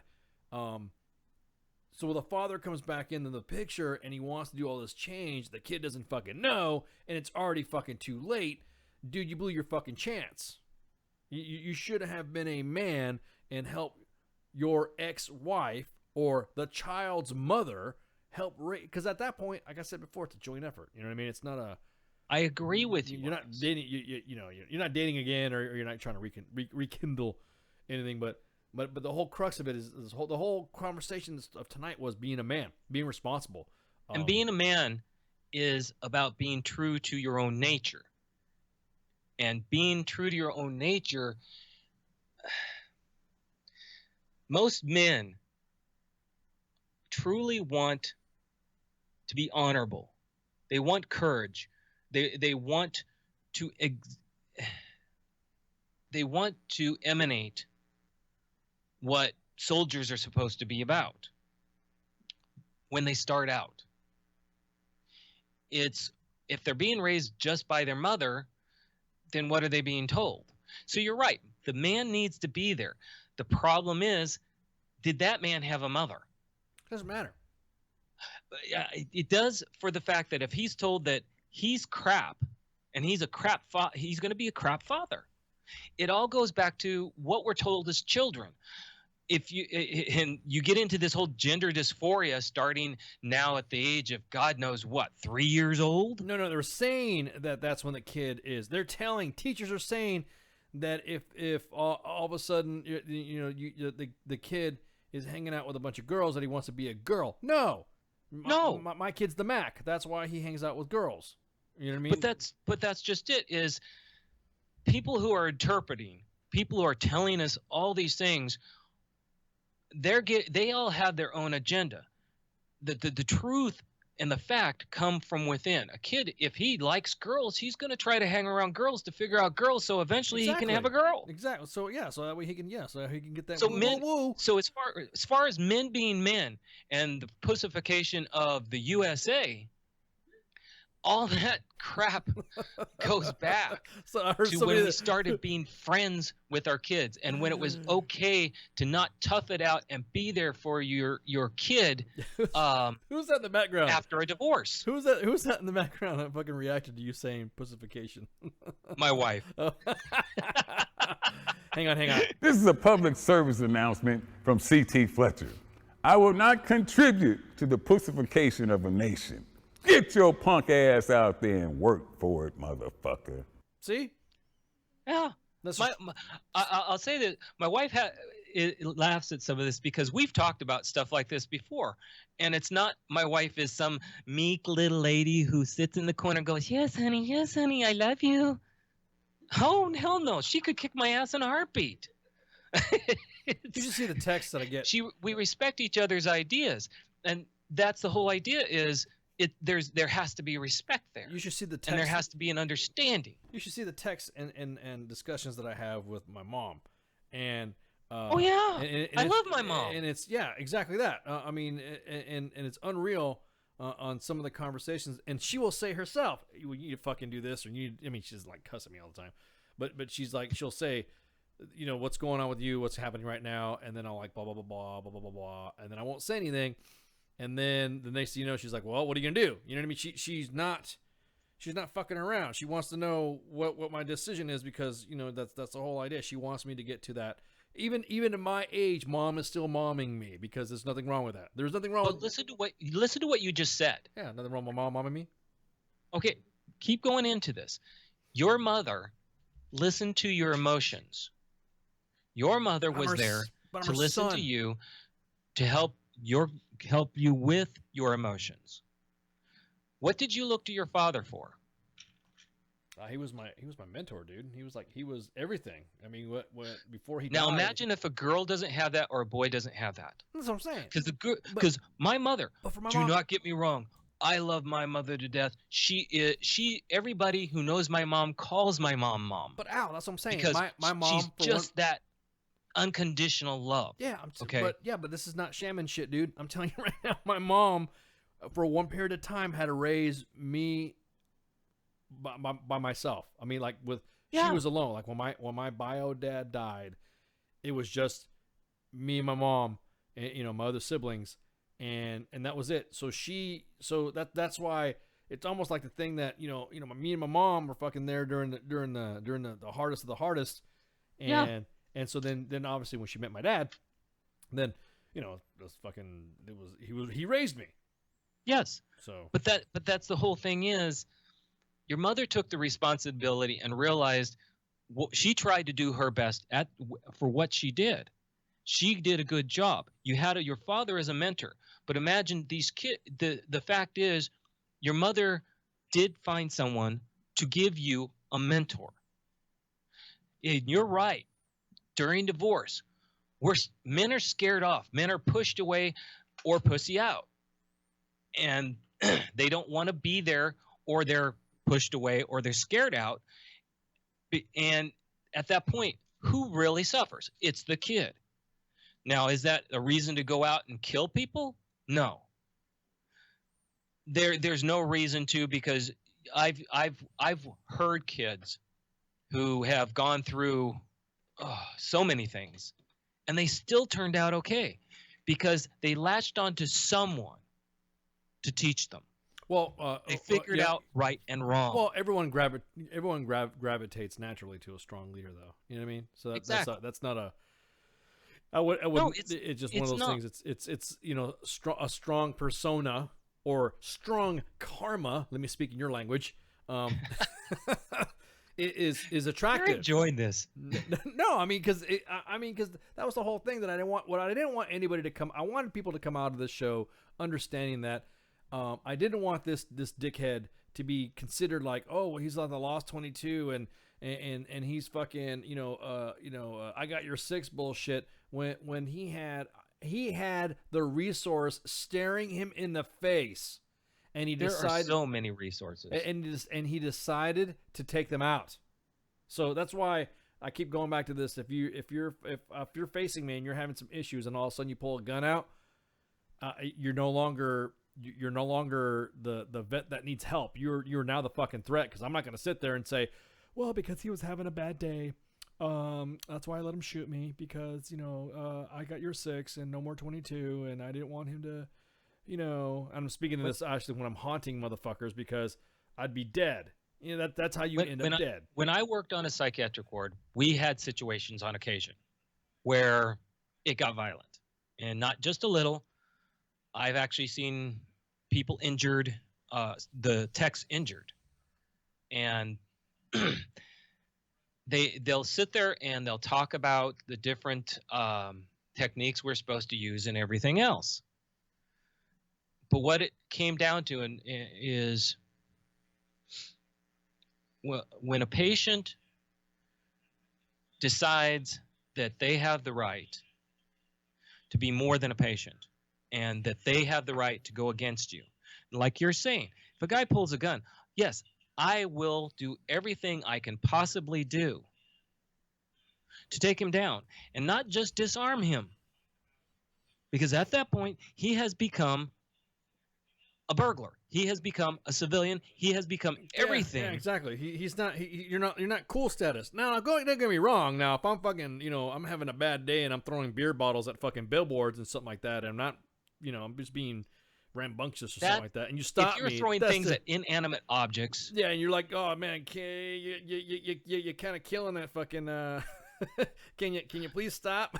Can you knock that off? I've actually sometimes promoted such stuff. Well, no, exactly that. That's why, that's like, maybe it's because maybe I go to gym. Maybe it's because I still, at my age, do PT. And I still, because it still does clear, I don't have to do PT due to where I work. It clears your head. Yeah, it does clear my head, and I have to deal with fucking Invisalats with fucking little legs. But other than that, I do have an opportunity to clear my mind out. Now, like, if that is a venue or an avenue for someone to let steam out, I'm all for it. You know what I mean? We take them to the fucking ring. You want to bust some caps? Let's go bust some caps and all that stuff. But if we're on a fucking gun line, you're like, all right, so I'm just not gonna fucking deal with this shit anymore. And you point a fucking gun at me, dude. It's a sad thing when you have to bring a fucking guardian angel with you when you're dealing with somebody that has these issues, because I'm sorry, I'm not gonna risk. Anytime I've taken somebody out to go to the gun range, I know that they're cool and I know they're good to go or whatever and all that. Now, am I risking my life not knowing that this person could snap at any time? Probably. But normally the people that I go to the range with, I've known them for fucking ever. And I will, and if they have an issue, we're not doing it at the range. You know what I mean? We're not talking about the range. We're not doing this at the range. I'm breaking balls about, how, look at this, or he'll break ball. Look, old man, you can't even hit that fucking target, goddammit, or something like that to that effect, where the subject of what was bothering that individual has not even brought up at the range, because the situation can get heated and volatile, and when two alpha guys get together and we start fucking arguing and throwing shit at each other, then the next it could end up into a fucking running gun battle, because we feel passionate about what we feel. You know what I mean? I'm just saying it's never gonna happen, but it sucks that you have to think that if you're dealing with somebody with PTSD and you're dealing with something like that, and they have a fucking issue and they just lose it, and you're like, I'm not gonna feel sorry for you, man. I'm not gonna feel sorry for you. Do not feel sorry for the veteran that took 3 people's lives. Yes, it's a sad circumstance, and yes, there were probably some stuff behind it that we don't know about and we'll probably never know about. And yes, he had demons around in his head too. But the fact is, he stopped being a veteran when he decided to take the lives of the people he swore an oath to protect. Well, and they swore an oath to help him too. Yes, they swore an oath to help him. That's what's sad. To me, it's a sad case of that, to where I'm like, God dang, dude, you fucking really could, At that point, why couldn't he go out and just shoot out a stop sign? Or himself. You know what I mean? If you were gonna, not to like I said, this subject to a lot of people. As soon as you start talking about a veteran, and everyone gets all the fucking vet rage going, oh, it's bullshit. You don't believe in fucking 22 a day. You don't believe. I'm not saying that. I'm just fucking saying that for this specific case, what I'm saying right now, I think it's a crock of shit that this kid did this shit. It is. And I agree with you wholeheartedly. Working with PTSD like I have had to, most of the time the people that I work with, they're worried about turning the gun on themselves. They're not worried about turning the gun on other people. And to sit there and say that someone went and not only killed himself, but he killed the people who were trying to help him. At that point, I don't know what was going on with him, but at some point he stopped being a veteran, because I don't know. Yes, veterans will get angry. Yes, veterans will want to shoot up shit. Yes, veterans will want to do all sorts of stupid, crazy shit. That's what we are. Yeah. We're men. We're men. Thump our That's right. chest. Fling poo. Exactly. But that aside, we don't kill innocent. Exactly. We don't kill people who are trying to help us. Exactly. Definitely. Fucking definitely, man. Hey, we are over time, like way over time. Nope. We forgot to do fucking house cleaning because me and you going back and forth throwing fucking, owl dirt. Yeah, we're too busy throwing owl dirt on each other. So,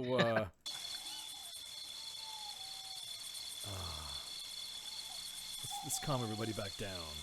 There we go. Let's get. Yeah, exactly that. There we go. Everybody calm down. There you go. relax. Enjoy owls' hooting sounds in an owl forest with a running stream of owl water. So, anyways, I love it. Well, you're a shaman, of course. Anyways, so hey, everybody, thanks for joining us tonight. Real quick, just want to go over some guests and shit that we got going on. I appreciate everyone's support during our birthday party extravaganza. That was great. I guess we're not gonna have a guest for till next week when we're gonna have Chris Bernetti coming on Sergeant's Time. I can't wait to have him come on there. Chris is always a station favorite, and can't wait to have him come on again. And then that Friday is going to be Crispin Burke. Crispy's going to come back, and he's going to talk to Minx and Pookie and update us on what's been going on with his world.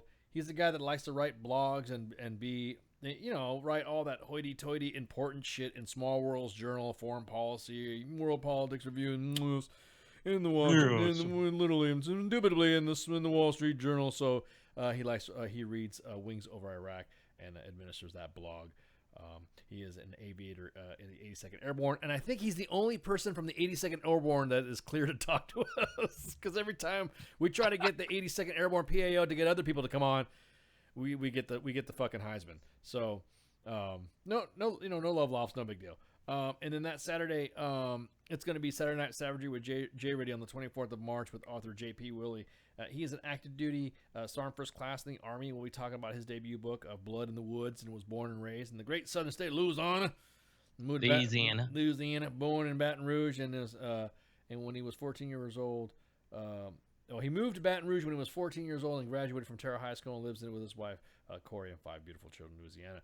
Served 2 combat tours in Afghanistan with the U.S. Army. Enjoys writing horror, psychological thrillers, and supernatural fiction. I love supernatural fiction, dude. I like watching. I like the supernatural and the paranormal stuff to begin with, anyway. So anything that has to do with ghosts and someday we can talk about that. I can give you some fun stories. Oh, stories! I want to go experience it. I experienced it. Yeah. So anyways, we're running late. Sorry about that. Didn't mean to keep you all up too late. Thanks again for joining us, WTF Nation Radio. Thank you very much. Yeah, thanks for joining me, Al. And like I said, thank you for enjoying joining me at the as the FNG, you and Spurs. The noob. The noob. I'm gonna love it. So, anywho, everyone. Thank you for having me. Yeah, man, always a pleasure. So everyone, get some shots, and then we'll talk to you later. Shots.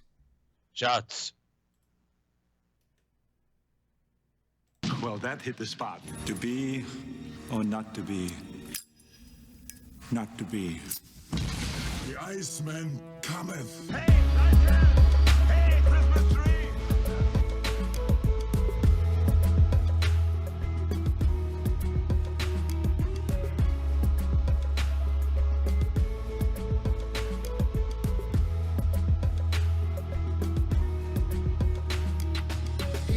Photograph, tell me what it is to see when you look at me deep into the photography. I don't really need your sympathy, just tell me your thoughts. Have I got what they got, and is it a plot done for naught? Am I not like you because I do what I do? Who knew that I could lose a few of you cause I bleed blue? But it's true, I know cause I see it every day as I work and I sleep the day away. Like you I have pain and like you I have fear. Can I pay all of the bills and still make it through the year? While I'm making home alive, should I pray to the sky every day and every night? Will I hold you by my side? But in the public eye, I don't even have a heart. A robot of the system moving only when I'm told to start. Rip apart my art, I'm strong like a flower blooming. You got it all wrong, I know I breathe, and like you see, I see. And like you need, I need. And like you bleed, I bleed. Don't treat me like an object, I'm tested and proven. Mind, heart, and soul, I'll always be a human. Like you breathe, I breathe. And like you see, I see. And like you need, I need. And like you bleed, I bleed. Don't treat me like an object, I'm tested and proven. Mind, heart, and soul, I'll always be a human. Call me a vet like a soldier. Green beret, 21 gun salute, don't wanna see today.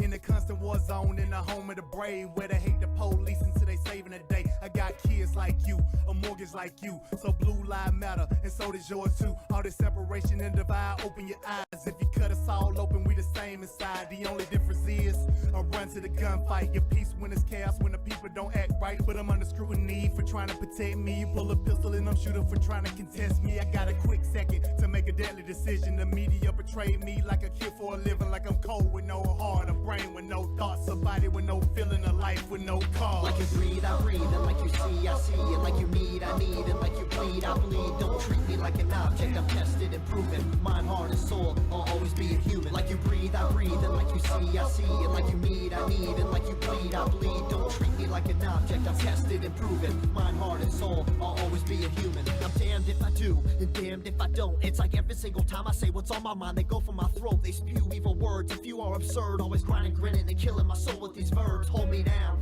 like I can't gasp for air. I'm closed inside of a box, like I'm inside for every time that I'm there. I don't know why they think that I'm different from you. All that's true is I'm a like you breathe, I breathe, and like you see, I see, and like you need, I need, and like you bleed, I bleed. Don't treat me like an object, I'm tested and proven. Mind, heart, and soul, I'll always be a human. Like you breathe, I breathe, and like you see, I see, and like you need, I need, and like you bleed, I bleed. Don't treat me like an object, I'm tested and proven. Mind, heart, and soul, I'll always be a human. Like you breathe, I breathe, and like you see, I see, and like you need, I need, and like you bleed, I bleed. Don't treat me like an object, I'm tested and proven. Mind, heart, and soul, I'll always be a human. Like you breathe, I breathe, and like you see, I see, and like you need, I need, and like you bleed, I bleed. Don't treat me like an object, I'm tested and proven. Mind, heart, and soul, I'll always be a human.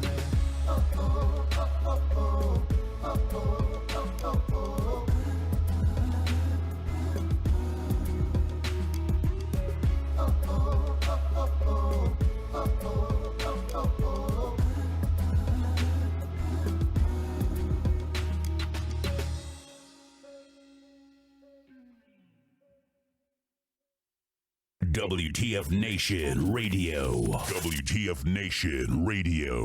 Whoa, whoa, whoa, whoa, whoa. Do you ever have one of those moments where you think, how the hell did I get here? Jeez, what happened to me? I was ruling the galaxy, had a cherry new battle station. I mean, this place had an omelet bar, a straight-up omelet bar. And now look, my former intern's tossing me down a bottomless freaking pit. You know, come to think of it, my whole life has been a series of what the moments.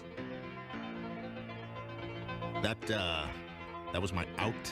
The voice of U.S. Army, WTF Moments. This is WTF Nation Radio.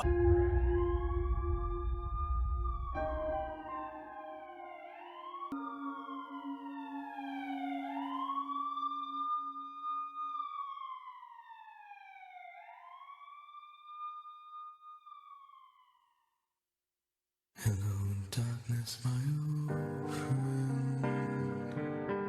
I've come to talk with you again, because a vision softly creeping left its scenes while I was sleeping, and the vision that was planted in my still remain within the sound of silence.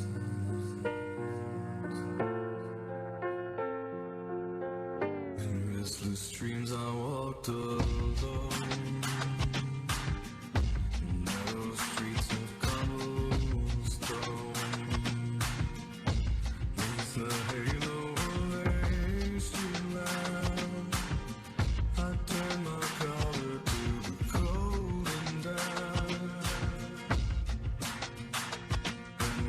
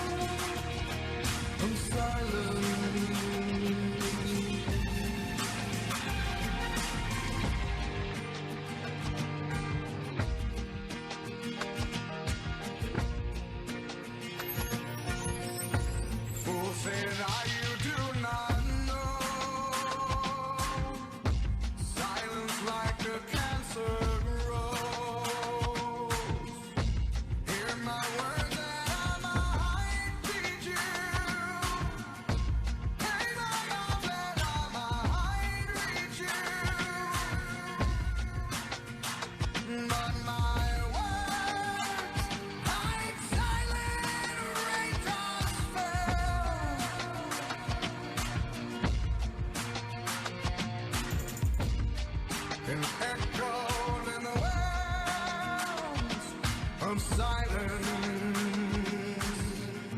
and the people bowed and prayed to the neon god they made. In the sign flashed out his warning, and the words that it was forming. In the signs there were words on the prophets all written on the subway walls, in tenement halls, and whispered in the